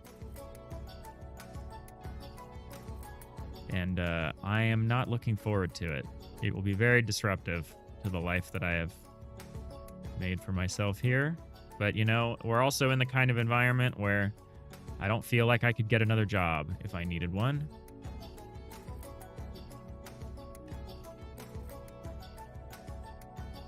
I don't feel like I need to update the texture uniforms very often. Oh, I see. I see maybe why we want to do it like this for now. Add ID. Is this why we do it like this?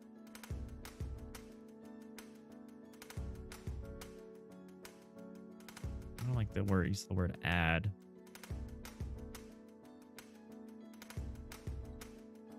Writer's kind of weird doing GDScript.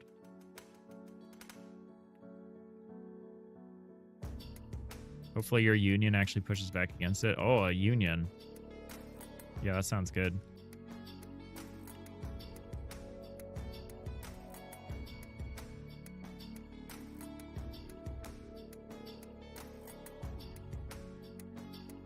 Nanigans, you're done with your work stuff for the day. You're going to head off, work on your own shader stuff. Nice, nice. Yeah, take it easy. I'm not married, but thank you. I do have a hot date tomorrow with my long-term partner of many years.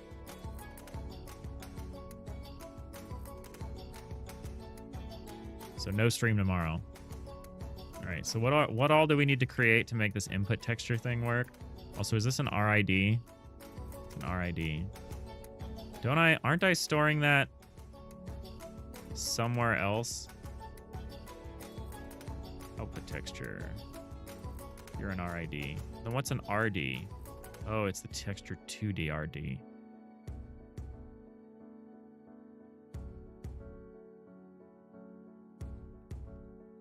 I have to look at making this.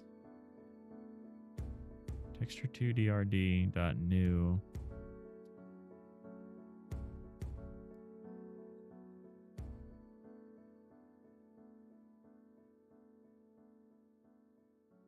Because the input textures are actually like they already exist, right?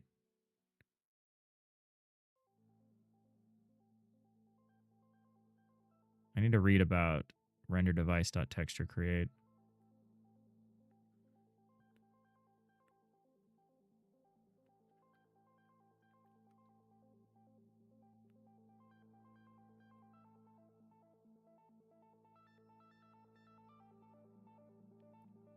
Adagon, this push directly conflicts with your prime minister's stance on remote work. You're assuming there's a good chance it's reverted. Oh, to be in any other country but the country that I'm currently in. Maybe not any other, but pretty much any other at this point.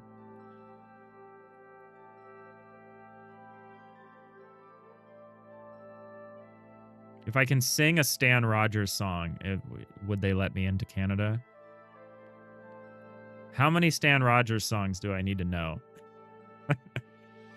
I'm sorry. I'm not trying to make fun. I love Stan Rogers. Let's be super clear.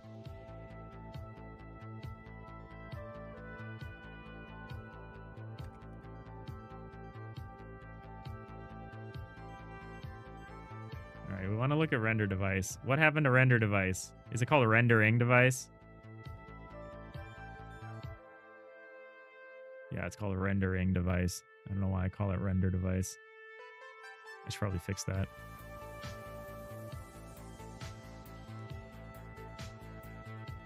Oh, here's what I should use. What I should use writer for. Oh, did that not work? Did that rename not do anything? Great. All right, maybe I shouldn't use writer for this. Stan Rogers is pre your time. I mean, he's pre my time too. He died in 1983.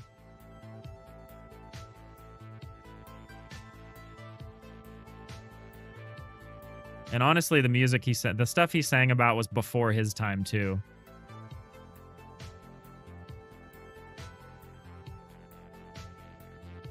I feel like never before has a folk singer been so convincing, was so able to convince you that he wasn't a folk singer. He was actually like a guy who sailed through the Northwest Passage in like the 1850s on like a clipper ship.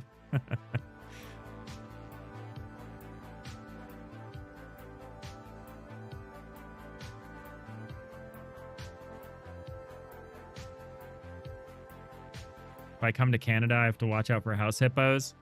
By house hippos, do you mean, what are they called? I don't know why I'm struggling with the name. I love them. They're like one of my favorite kinds of dogs. It's a certain variety of pitty. Staffordshire Terriers. If we're talking about Staffordshire Terriers, I'm all in. If we're talking about pit bulls, I'm also all in. Hey, Magoo, how's it going?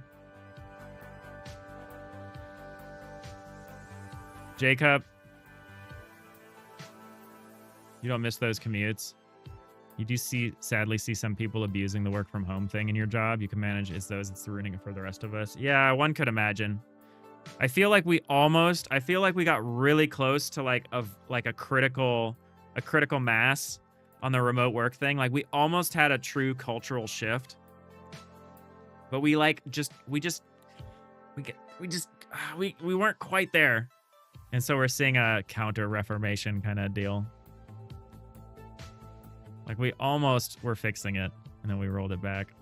It's not the dog. Okay. What is a Canadian house hippo?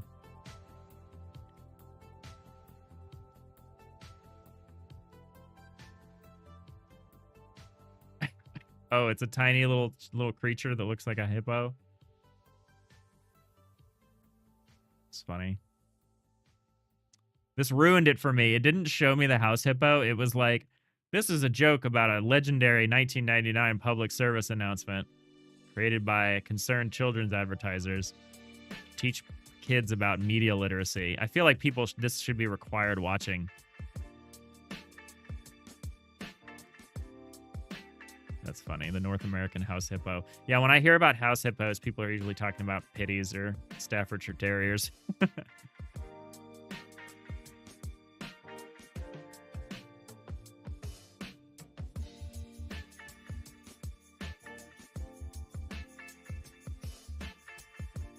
Kids thought it was real. That's the whole point. Oh, okay. All right. All right. All right. So we're going to make these.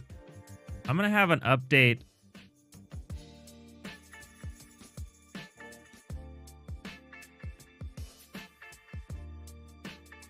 Maybe we'll have a create, like create output texture uniform.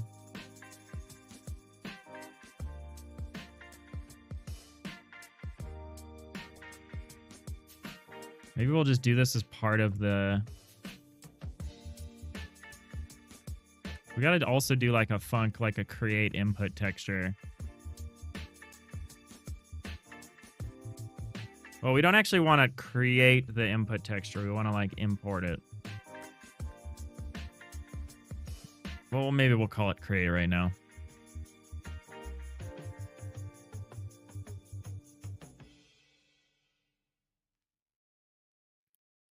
All right, we're looking at rendering device. Rendering device is our beautiful abstraction for working with like Vulkan. And it's closely related to using compute shaders. What we're interested in is this line here. Texture create. I don't necessarily want to create the texture, but I think there's a way to do it in a way where we actually bring the texture in. Maybe not. Texture copy. We need an RID already if we're going to do that. Texture create, RD texture format, data array. It's this one. This is the one we're interested in, I think.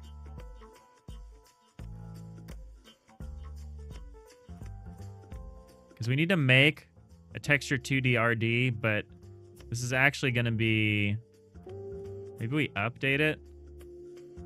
Maybe we create it and then update it with the data, or maybe we can actually pass in the data we actually want to pass in.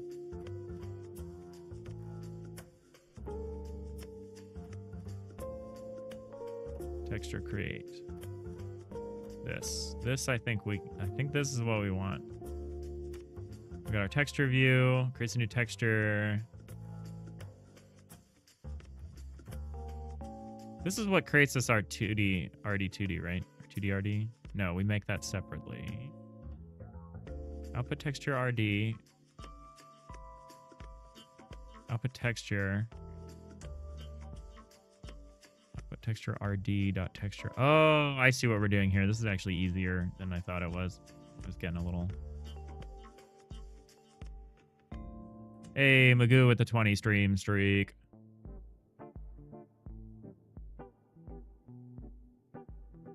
All right, take it easy, Magoo. Have a good weekend. We will not be streaming tomorrow. So, don't worry. You won't miss anything. Data takes an array of packed byte arrays. The array should only have one element. A packed byte array containing... It's funny that it's an array of arrays. It's an array of packed byte arrays. So we take our packed byte array, we put it in an array. That's rather silly. Are we doing that here? Yeah, we are. So output image.get data. So if we can get our input image, oh, image.create. So I don't want to create an image. I want to get an image.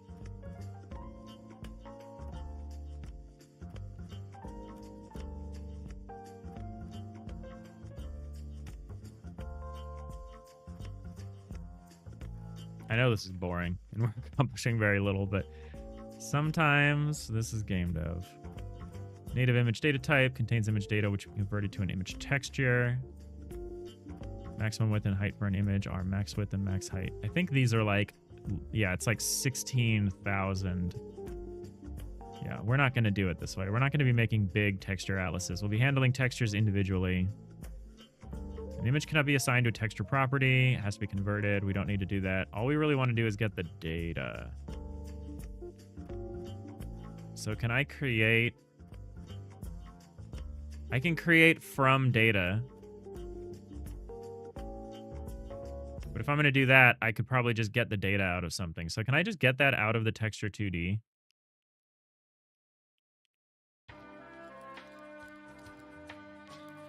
Here we go, load. We could load stuff, maybe. Load from file. Oh, we could get an image and we could load it from a file. That might be sufficient for us to start. The thing is, we need it to be the same format. But that's fine. We could just get the data out of it and get it into that format.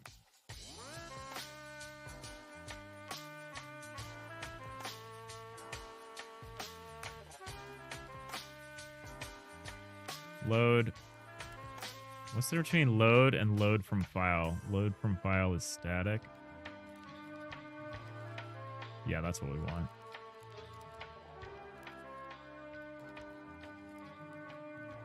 Real question is, maybe we just load it to get the data, and then we create a new one with the format that we want, if we need to do that. I feel like the Godot default import is already what we want. So if we look at this and we look at the import tab, mode lossless. This should result in an RGB A8, is my understanding.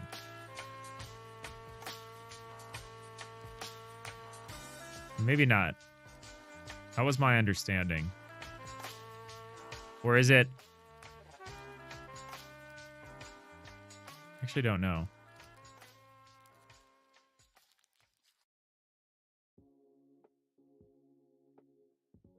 I was told this would result in an RGB A8.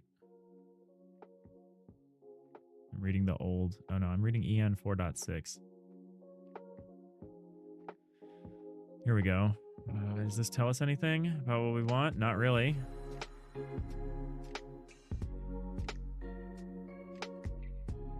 Maybe it doesn't matter. This is part of my I don't know anything about rendering problem.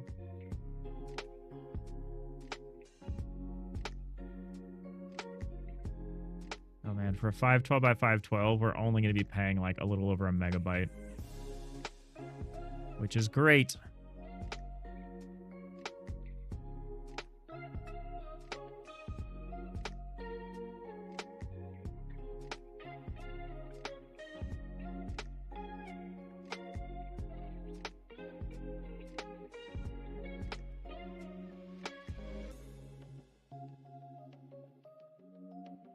Who knows?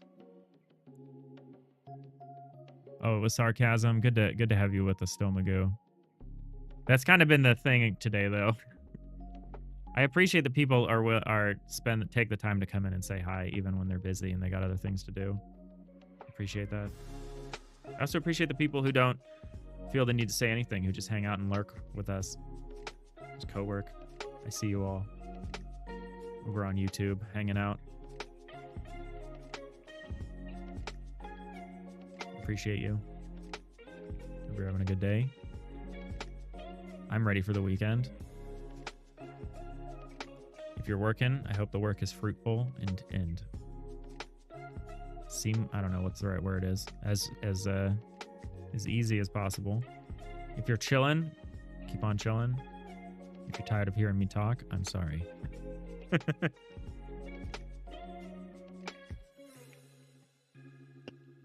512 by 512. Yeah, we'll see that. We'll see about that. It does feel like we just had episode 300 like yesterday, and now we're at 313.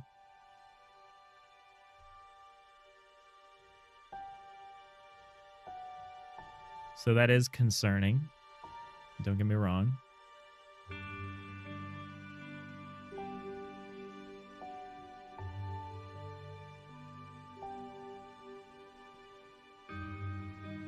I don't know if I want to hear this song right now. It's a little too chill.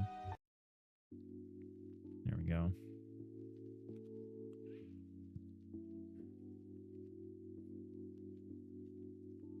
Working on the answer to the universe and life in Godot, episode 262,144. Yeah, we'll see about that.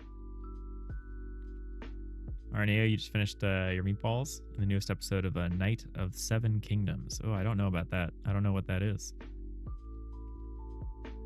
Who will inherit? That's the question. All right, can we load this? Is it sufficient?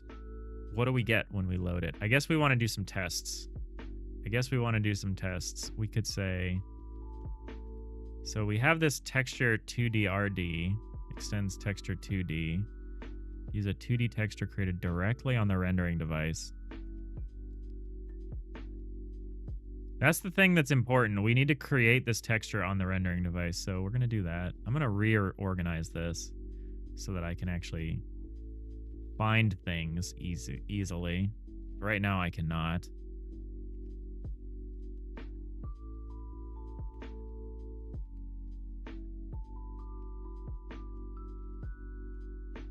Rename this compute uniform set.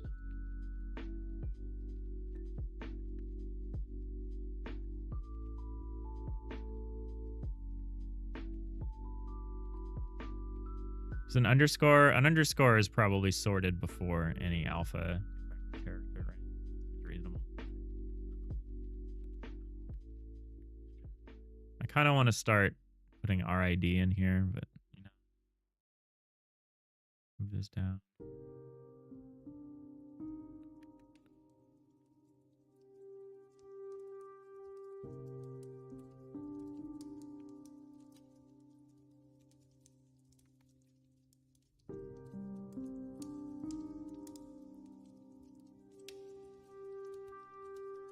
I like alphabetizing my parameters or my member variables. It's calming. It sparks joy.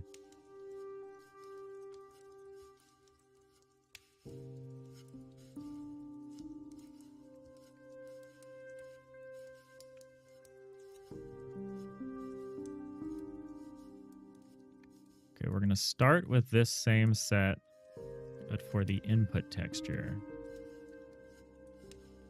We're going to start with just a single one, and we'll learn how to manage multiples once we've figured out the single one. That's how I've decided we're going to do this.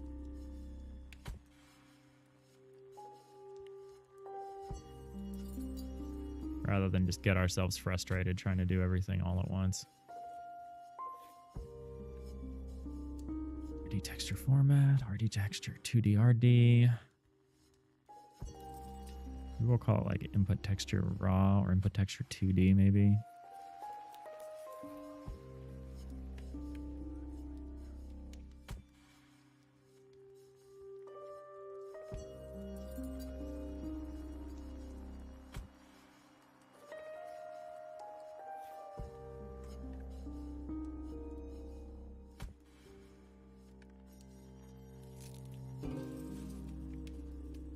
I guess this one needs to be an export variable.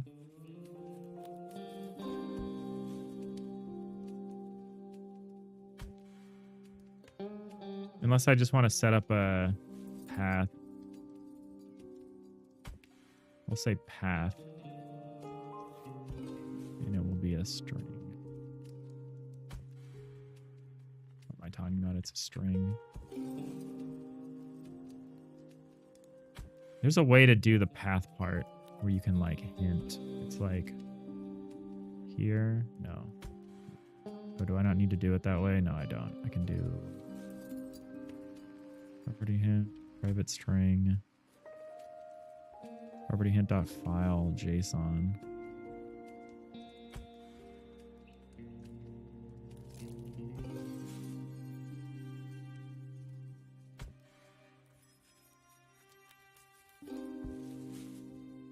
I don't know how to write that in GDScript, so I'm not going to worry about it.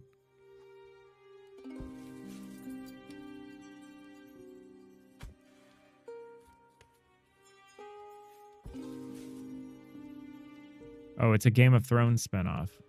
Knight of Seven Kingdoms. Oh, really? That's already happened? I heard somebody talking about their hope for this being good.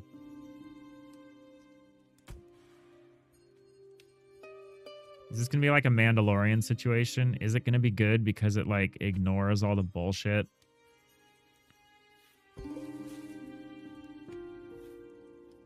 Like Andor, Mandalorian, like there have been good series that come out and kind of just reset people's expectations.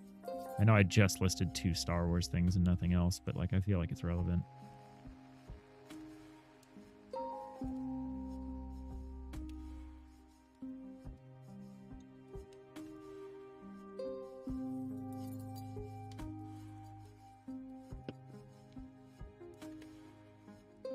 almost midnight. You're going to slowly ooze into bed like a cube of slime. Enjoy that. Sleep will not come for me for some time.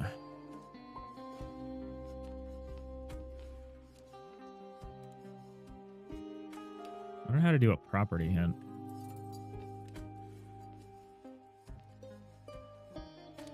I don't know if I care about needing a property hint, but I'd be interested in trying. Who cares? I'm going to try this export variable input texture path. I don't need that. What I need is this, and I need to look at this file. What we're going to do...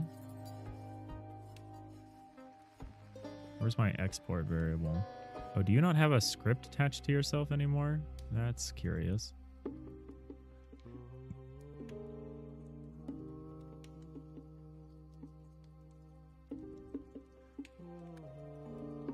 I guess I should fix this error first.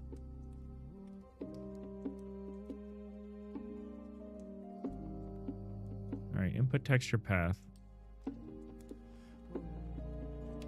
Why can't I do that?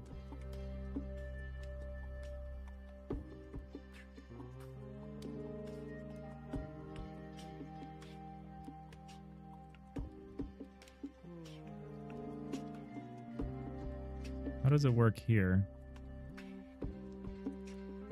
Default texture atlas property.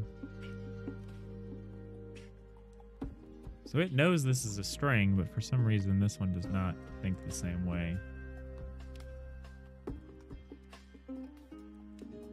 What if I copy this and paste it here? That didn't do anything. Should I just set it to be a texture? What does this get imported as? Texture 2D. Oh, could I just import it as an image? I guess I could do that. Re-import. Warning, the imported resource is currently loaded. All instances will be placed in undo history will be cleared. Cancel. Let's maybe make a new copy of this. Duplicate. Default block image.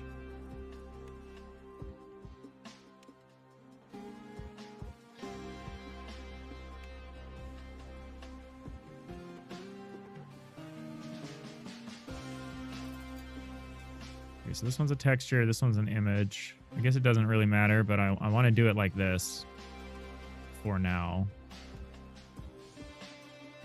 And then what we're going to do for now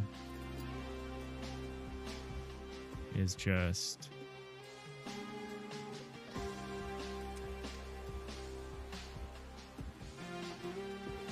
do it like this.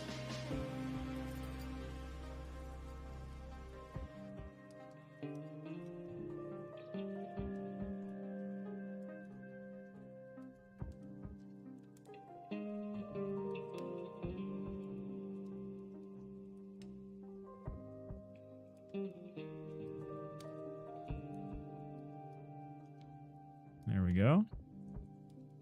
Hey, it says I can't plug an image into a texture, but it seems to think I can. Probably does its own convert in or something.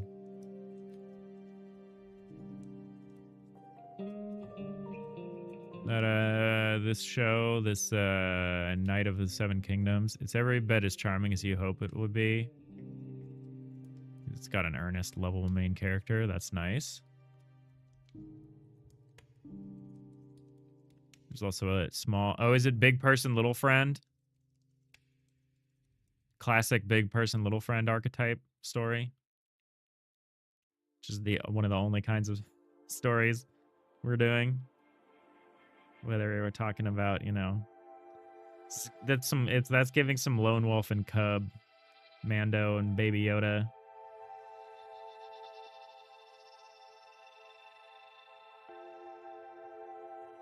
You guess it's kind of the same as like Mandalorian and Grogu. We don't have to call him Grogu. We can call him Baby Yoda.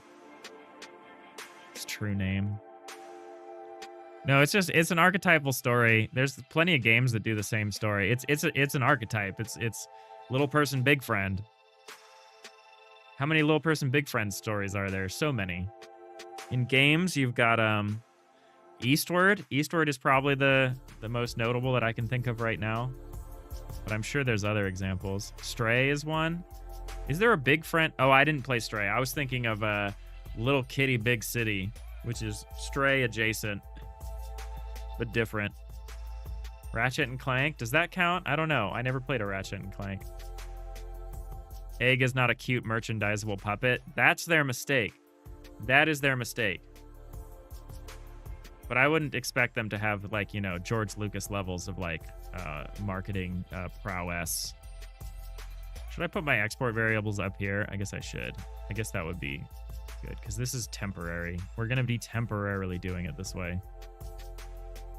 So what I'm going to try to do when we're creating the input texture, create input texture.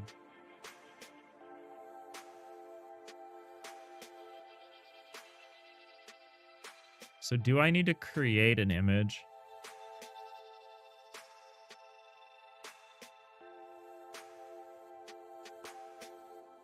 I don't want to.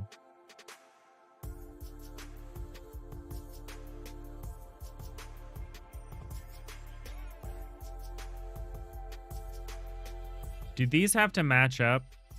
The texture format and the image format?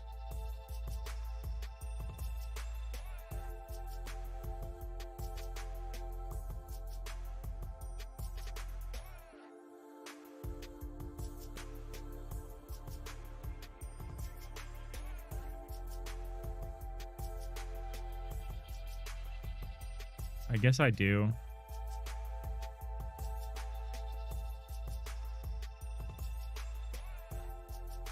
Is there more I could do here with this image thing?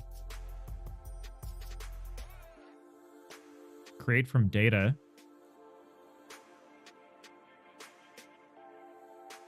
Okay, how do I get your data? Get data. Okay, yeah, let's just do that. That seems easier. Or it seems less likely we're going to run into some weird, obscure problem with it. Say variable, we'll say input image.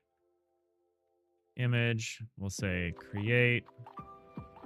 What can we say? Create from data. What was it? What's it called? The Last of Us. Yeah, The Last of Us is a little person, big friend story, which is why Eastward also is. Yeah, The Last of Us is a good example. It's a classic archetype. Classic archetype. And it can only end two ways. Either the big person sacrifices themselves... either big friend sacrifices themselves for little person, or little person sacrifices themselves for big friend. Those are the two endings of Mice and Men. That's a little person, big friend story. It's like maybe the saddest one, but... actually, no, that's not true. The saddest little person, big friend story is Grave of the Fireflies. And just thinking about it makes me sad.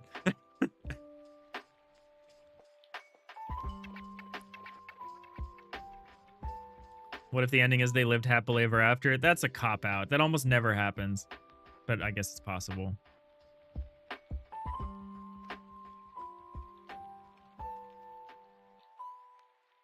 If neither happens in this story, that could be a commentary on, like, you know, our delicate sensibilities. Or, I don't know. I guess that's a theoretical outcome, is that everyone's fine. What's probably more likely to happen is that they fake you out. They make you think one of them sacrifices themselves, or, you know, in terms of a hero's journey, maybe one of them actually does sacrifice themselves and then is reborn in some way. That happens a lot too. The sacrifice doesn't need to be literal. It can be a symbolic sacrifice as well. They don't actually have to die.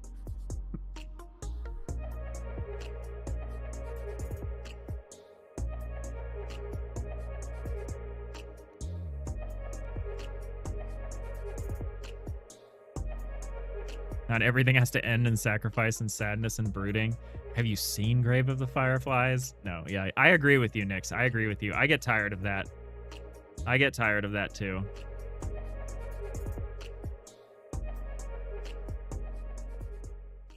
All right, so we weren't going to call create. We were going to do something else. We were going to do create from or copy from or something. We were going to do create from data. So we can still define our format, but we get to create the data, or we get to create it. This is, I think, a little silly approach, but I'm hoping that it works.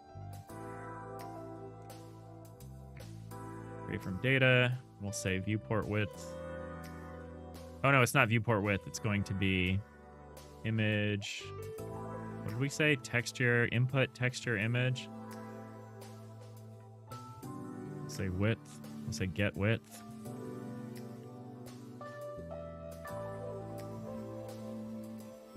This is a workaround because we're not actually going to do it this way when we actually get the texture registry going. I just don't quite know how to make sure that we're using the same format. Actually, what I would like to know is what that format is.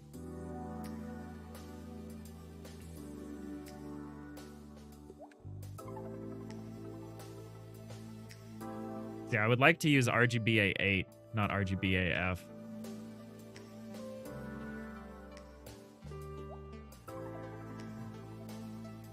Too few arguments.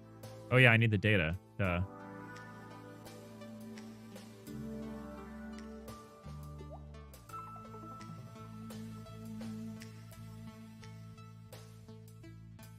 That should work as a temporary solution.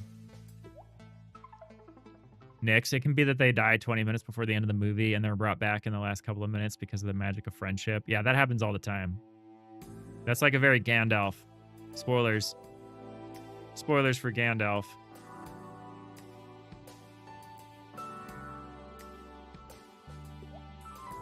You need more peace and chill stuff in the lives. Yeah. No, I agree. Life is depressing enough a lot of the time.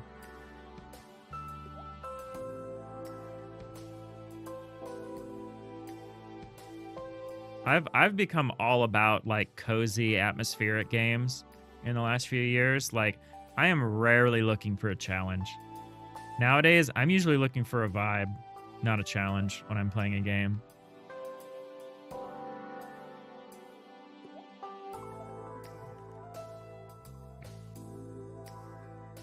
Am I blindly making the input texture stuff wrong?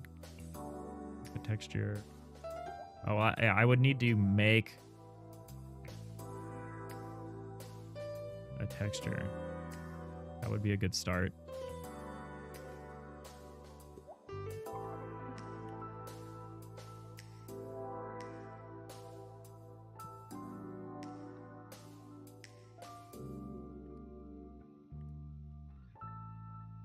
Oh, you know what's interesting here? What do we need this format thing for? Rendering device dot create texture dot texture create. So this is where we get the RID, or this is where we get, yeah, this is where we get the RID. So we say input texture format, input texture view, output image dot get data, and then we say output texture RD. Okay, so we make a new texture 2D RD, but then we assign it the RID of this texture we made. So that's just a thing that sits there. Okay, that's fine. That's fine. I'm starting to figure this out. We're having to fill in the gaps between what the Pathfinder's Codex did and what we want to do, but I'm trying to do it little by little. I'm trying to do it like one little thing at a time. Like, oh, in the Pathfinder's Codex, they're literally doing a full life compute sim and determining what they want to draw. They're not like taking input textures and like trying to like draw from one texture, copy from one texture to another.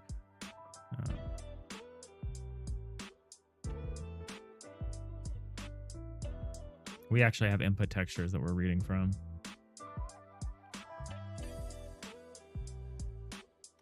We'll finish this part in a second. We'll do this part first.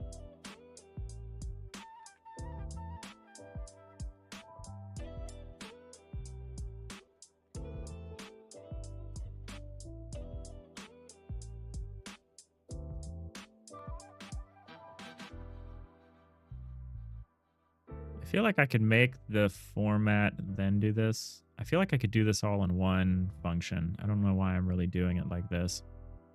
I'm kind of mirroring what the YouTuber did. Nix, I would never expect you to stop making RD jokes. Arneo, you concur. Your last plug for the night show, it's way less cynical than Game of Thrones. It really is about the virtues of knighthood and all its corny glory, which is cool. Which is cool. I like it. That makes it seem like The Mandalorian wanted to do like classic Western stuff, and I think that's kind of how you approach this, is you approach it like a good guy Western style story.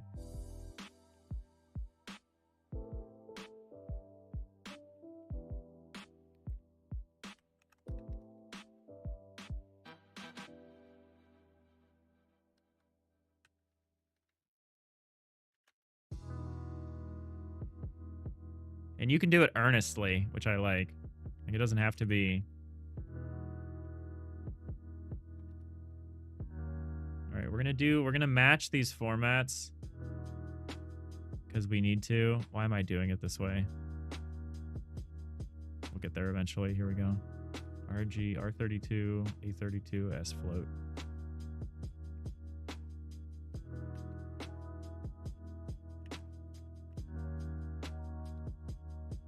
All right, now here's the part that's different. We need to define our usage bits. What are the usage bits we need? We need rendering device. I think we need rendering device. Actually, I need to read these. We need storage. I don't know about CPU can read. I don't know about sampling. We need storage and sampling. We need at least these two. We probably need can copy from. Depending. I don't know if we're going to be doing this per pixel or we're going to be like copying regions. I don't know if we can do that. It kind of matters what we can do with image store. And I don't really know enough about image store. All right. Thanks for the clip. Thanks for the clip, Nix.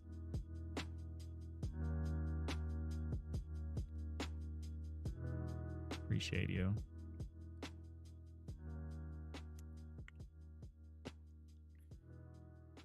Appreciate everyone hanging out during what I know is like one of our more boring streams, which is when I'm really waist deep in some like stupid low-level programming with nothing to show for it.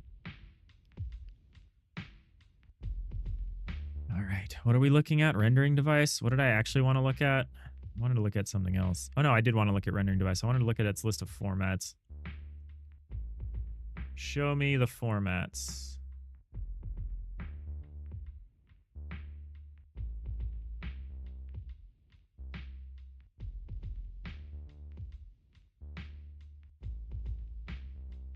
Not these, though. There was a different format I wanted to look at. Where were we even looking at? Oh, we were looking for the...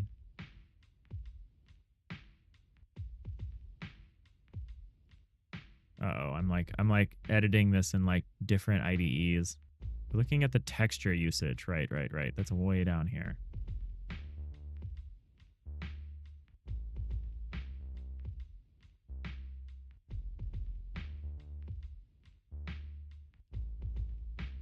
Now I'm locked into the bad ending. Oh no. I hate branching path stories like that. I'm not gonna lie. I think it was interesting when I was like first playing Mass Effect or Dragon Age Origins or whatever. But now when I see an RPG that has these like story paths based on the decisions I make, I have such a hard time. It's really not what I want to do. I agonize over that stuff. Unless I'm like really good at picking like a role-playing style right out the gates, which I think is what I need to do if I ever try to play Baldur's Gate again. I think I first tried to play Baldur's Gate like Paragon style and I just had a bad time. I think if I played it again, I'd play something closer to like how I actually am in D&D, which is like a horrible, like chaotic neutral imp.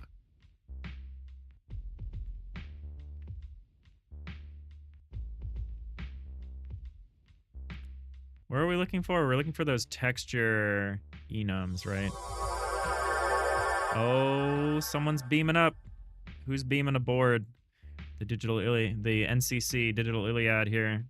Hey, Pheasant SC2. Virgin Run is the way. That sounds funny. That sounds good for Baldur's Gate Run. That's funny. Yeah, I don't know. I think if I could get over my decision-making stuff for that game, I still would struggle with the fact that that game wants me to control an entire party of NPCs or a party of character PCs, and I don't want to control a party of character PCs. I barely want to control one character PC. Arneo, you think that you plugged the night show, you can go to sleep. Thanks for the stream. Thank you. Thanks, Arneo. I might check it out, honestly. I need to finish Fallout. But, we'll see.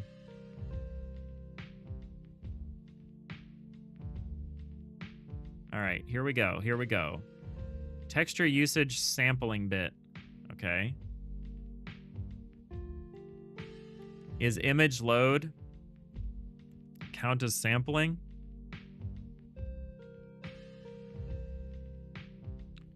Texture usage storage bit can be used as a storage image. You know, the sampling bit is probably required for when the actual rendering occurs, like the final rendering. So that's for the output texture. Texture usage color attachment bit. No. Texture usage depth stencil attachment bit. No. Texture usage depth resolve attachment bit. No. Texture usage storage bit. We definitely need to set this. Oh my god, I clicked this button and it opened the Vulkan specs. The Vulkan specs are so huge.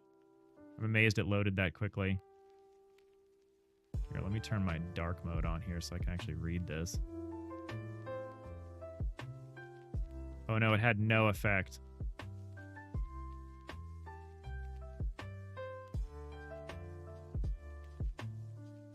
Rhiannon, did you hear about the Baldur's Gate 3 TV show?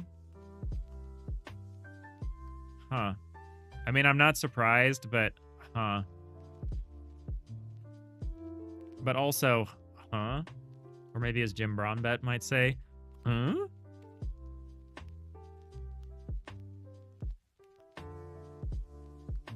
All right, a storage image. It's a descriptor associated with an image resource. Oh my god. The performance of the Vulkan docs is so bad. I'm like just trying to open a web page. And I tried to refresh it. Here we go. I mean, the Vulkan docs are huge, don't get me wrong. Like this is the table of contents. There's a lot of content. Oh, will it even let me? I think I made a mistake trying to zoom in. Yeah, I definitely made a mistake trying to zoom in. I've lost my place now. Oh, God.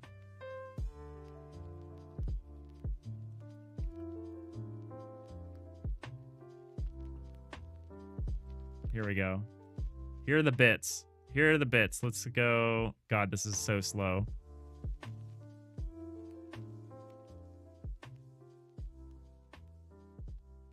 Okay, this doesn't tell me anything. I thought you were going to tell me about them. Here we go. Here we go. Here we go. I don't know where we went. We went further away than where we wanted to be. We want to be here. We're going to let this load again. And not try to mess with it. It's coming from HBO. They're going to pick up the story from after the game. That's great for anyone who played the game.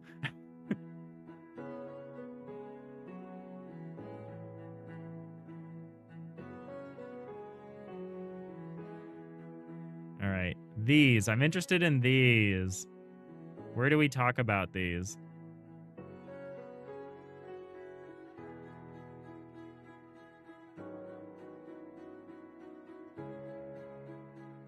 This is useless to me. Yeah, this is very useless to me. I don't know why I thought this was going to help. Hey, thanks for the hydrate, Nix.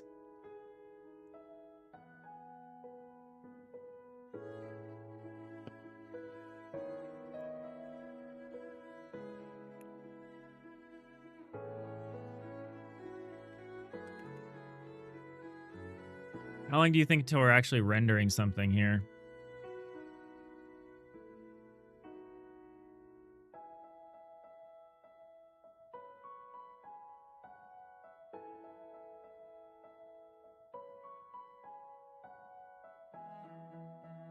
All right, we need a storage bit.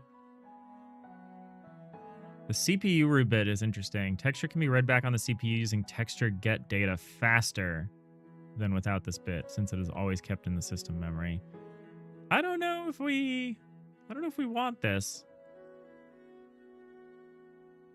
But I'd rather get it working and then experiment with removing things than remove stuff from the beginning.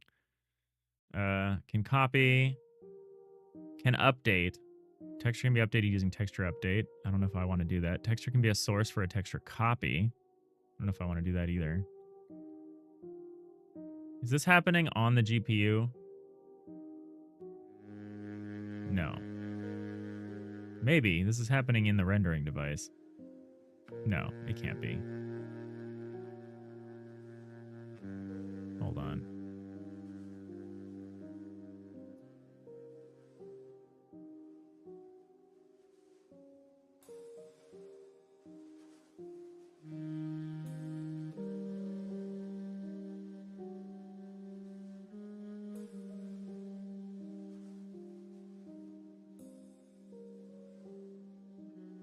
Yeah, this is some CPU side stuff we don't need to do.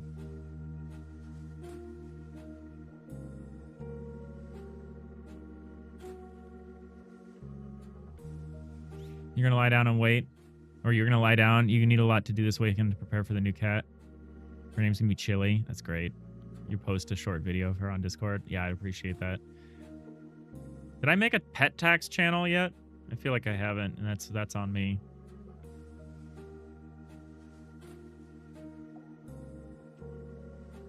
Maybe I think I'm going to make a share your pets channel. But yeah, off topic is fine for now. I'll do better. I promise I'll do better stewarding this community in the future.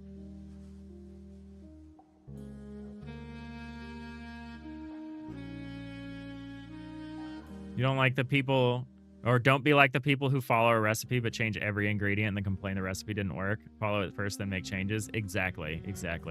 Especially if we're working in something as finicky as compute shaders. Get something working, then change one thing at a time and figure out what stops it working, right? So I don't actually, so we need the texture, so this makes sense for the output. Things like can update, storage, can copy from, CPU read, we don't really need. I don't think we need these, depending on what we're trying to do. But yeah, I'm not going to mess with it. But for the read one, we'll do rendering device.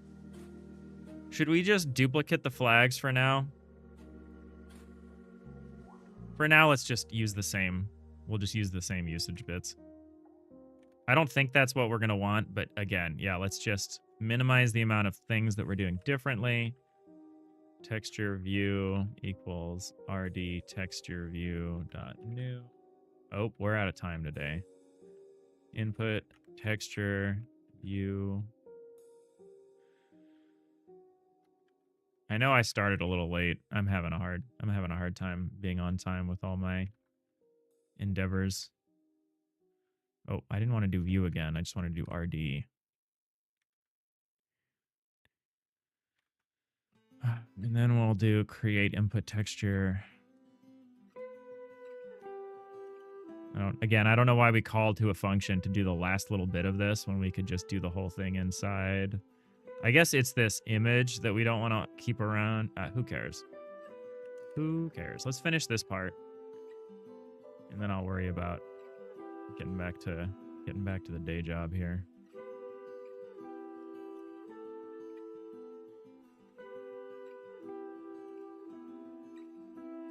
Yeah, we're very excited. I need like an RD counter, I guess, for Nyx.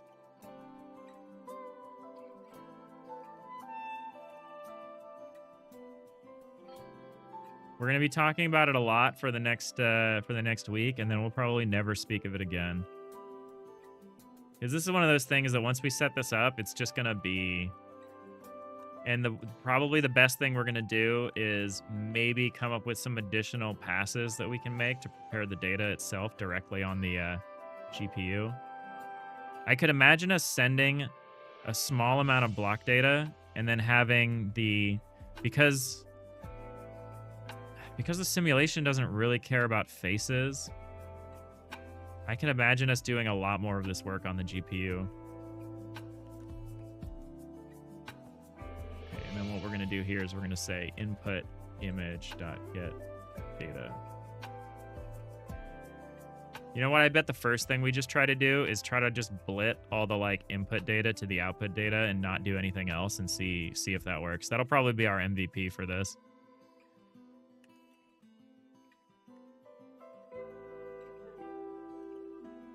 Although that won't work because they're different sizes. But whatever, who knows? We'll figure something out. We'll figure out what the best initial test is.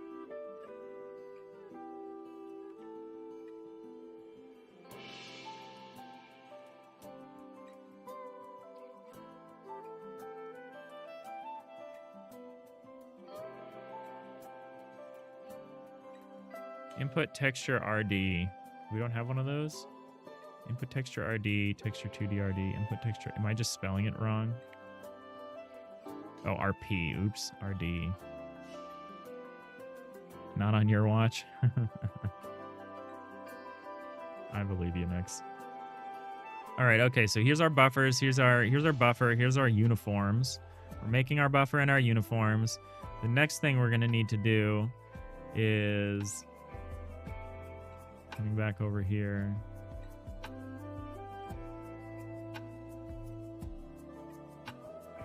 We need to set up the shader and the pipeline.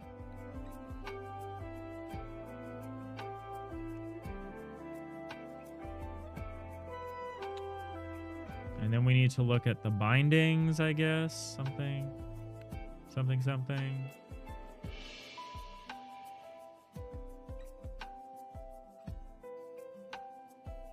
Oh no, that's some kind of bound. We don't want to do that. I don't know what this is, but...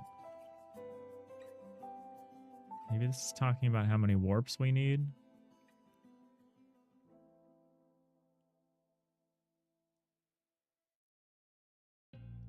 There's a dispatch. Yeah, we'll need to set up the dispatch. They're doing this on the render thread. I need to figure out how they're doing. Oh, they're doing this. They're just saying rendering server.call on render thread. And then here we run. So we have multiple compute stages. What we want to do is also have multiple compute stages eventually. Because I think what we're going to do is we're going to write to a bunch of intermediate textures for each Z index. And then we're going to have, I think, one additional pass that takes all of those and writes to a single output. And that will be good to have because then what we could do eventually, depending on how we structure these intermediate textures, if we make them compartments or something, we could maybe do some lighting. We could do some other stuff. And then we could also do post-processing on the final output texture as well. I don't know. I want to think about doing that. I'm thinking about having multiple stages of this. You're rebuilding your bindings for some reason. Yeah, I got to keep reading this stuff. Oh, and we're going to need to do like a double buffer, I think, because we're going to be wanting to write to one set and read from another set and then swap. So we prepare one buffer, aka the texture, and then we swap that in and we write to the other one. And we did not have great success at that last time, but I don't think that was my fault. I choose to believe that wasn't my fault. Would that make it easy to show hide compartments also for the cutaway? Yes, it would. There are some issues that we would need to address, like what happens if you have two S-shaped compartments or C-shaped compartments? What happens if you have a compartment entirely within another compartment? So we might actually need to split weirdly shaped. Most compartments are just going to be regular rooms or hallways or whatever. So we might need like sub-compartments, which are all rectangular. Like if we have a weirdly shaped, like an L-shaped compartment or a C-shaped compartment, we might need to break it up into smaller subgroups. But yeah, I'm thinking we could do some cool stuff for both the cutaway and also for doing like local lighting within a given compartment. I don't know. That won't be perfect. We'll have to think about it. There's a lot of stuff that's going to be entirely in our hands with this kind of a rendering system, like mainly lighting. But I also think because we're doing pixel art, a lot of our lighting is going to be baked, and we're really just going to be using tricks with like modulations and stuff to like glow, to like make things glow. The other question is if we'll probably do some final pass post-processing where we can do things like bloom and stuff that operates on the actual display's resolution, because everything we're talking about so far is only happening at the viewport resolution, which is part of why this is easy, because our viewport resolution is 640 by 360. Hey, you heard I like compartments, Nix? So you put a compartment in your compartment so you could compartment while you compartment? Yeah, compartmentception. Let's do it. You're gonna be manually handling animations and particles then also. Well, animations is just pick, you know, the frame of the texture atlas that they're at. There will be per pixel positioning, but that's fine. We're already going to need to account for that because of the moving camera. Because remember, we're going to essentially be drawing directly to the camera. That's not really what's happening. Well, I guess we don't have to do it that way, but we might as well. We'll see. We'll see. We'll see what we end up doing. It's one of those things that's like where we shouldn't bother rendering off camera. So we'll actually need to use the camera offset to figure out what we're showing. So there's going to be a lot of crazy stuff to figure out with this. We're early days. We're still very early days with this. The timing of them. No, we're not going to be blending animations. It's going to be flipbook. You know, you go through your frames. And particles, I don't know. Particles are a good question. I don't know what we're going to do for particles. We could probably get away with doing, because with the Z layer thing, if we really needed to. Like if you wanted to render particles in like a block and its neighboring blocks, you would probably just do it. You'd probably just pick a Z index to do it at and just render it and just write it out to that index. I don't know. I don't know. It's a good question. We could also position particles between the texture rects if we wanted to. We'll have to see. I don't know how much like little... There might not be a big reason to do particles the traditional way with this system. I don't know.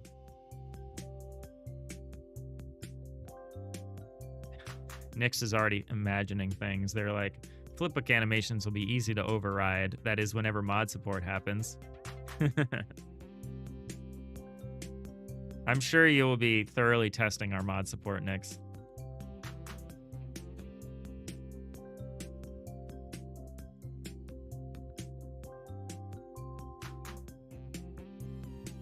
Yeah, I'm interested in reading the rest of this over the weekend and figuring out... They're doing some camera offset stuff, so I'm going to study some of that too. But yeah, I'm excited. I got to get back to work now. But I'm excited to see what we're going to do. I got to stop working and get back to work. You know what I'm saying? I appreciate everyone hanging out. No stream tomorrow. Normally we stream Tuesday to Saturday, but I will not be streaming tomorrow, aka Saturday. So we'll be back on Tuesday. Yeah, see you next week. Yeah, you got to learn to do some cool pixel art animation, Nix. You're gonna have to do that. Have fun working. Oh, I might not, but we'll see. Thanks for the hydrate. One hydrate for the road. Thank you all so much for watching. I hope you all have a great rest of your week, and I will see you all next time. Bye.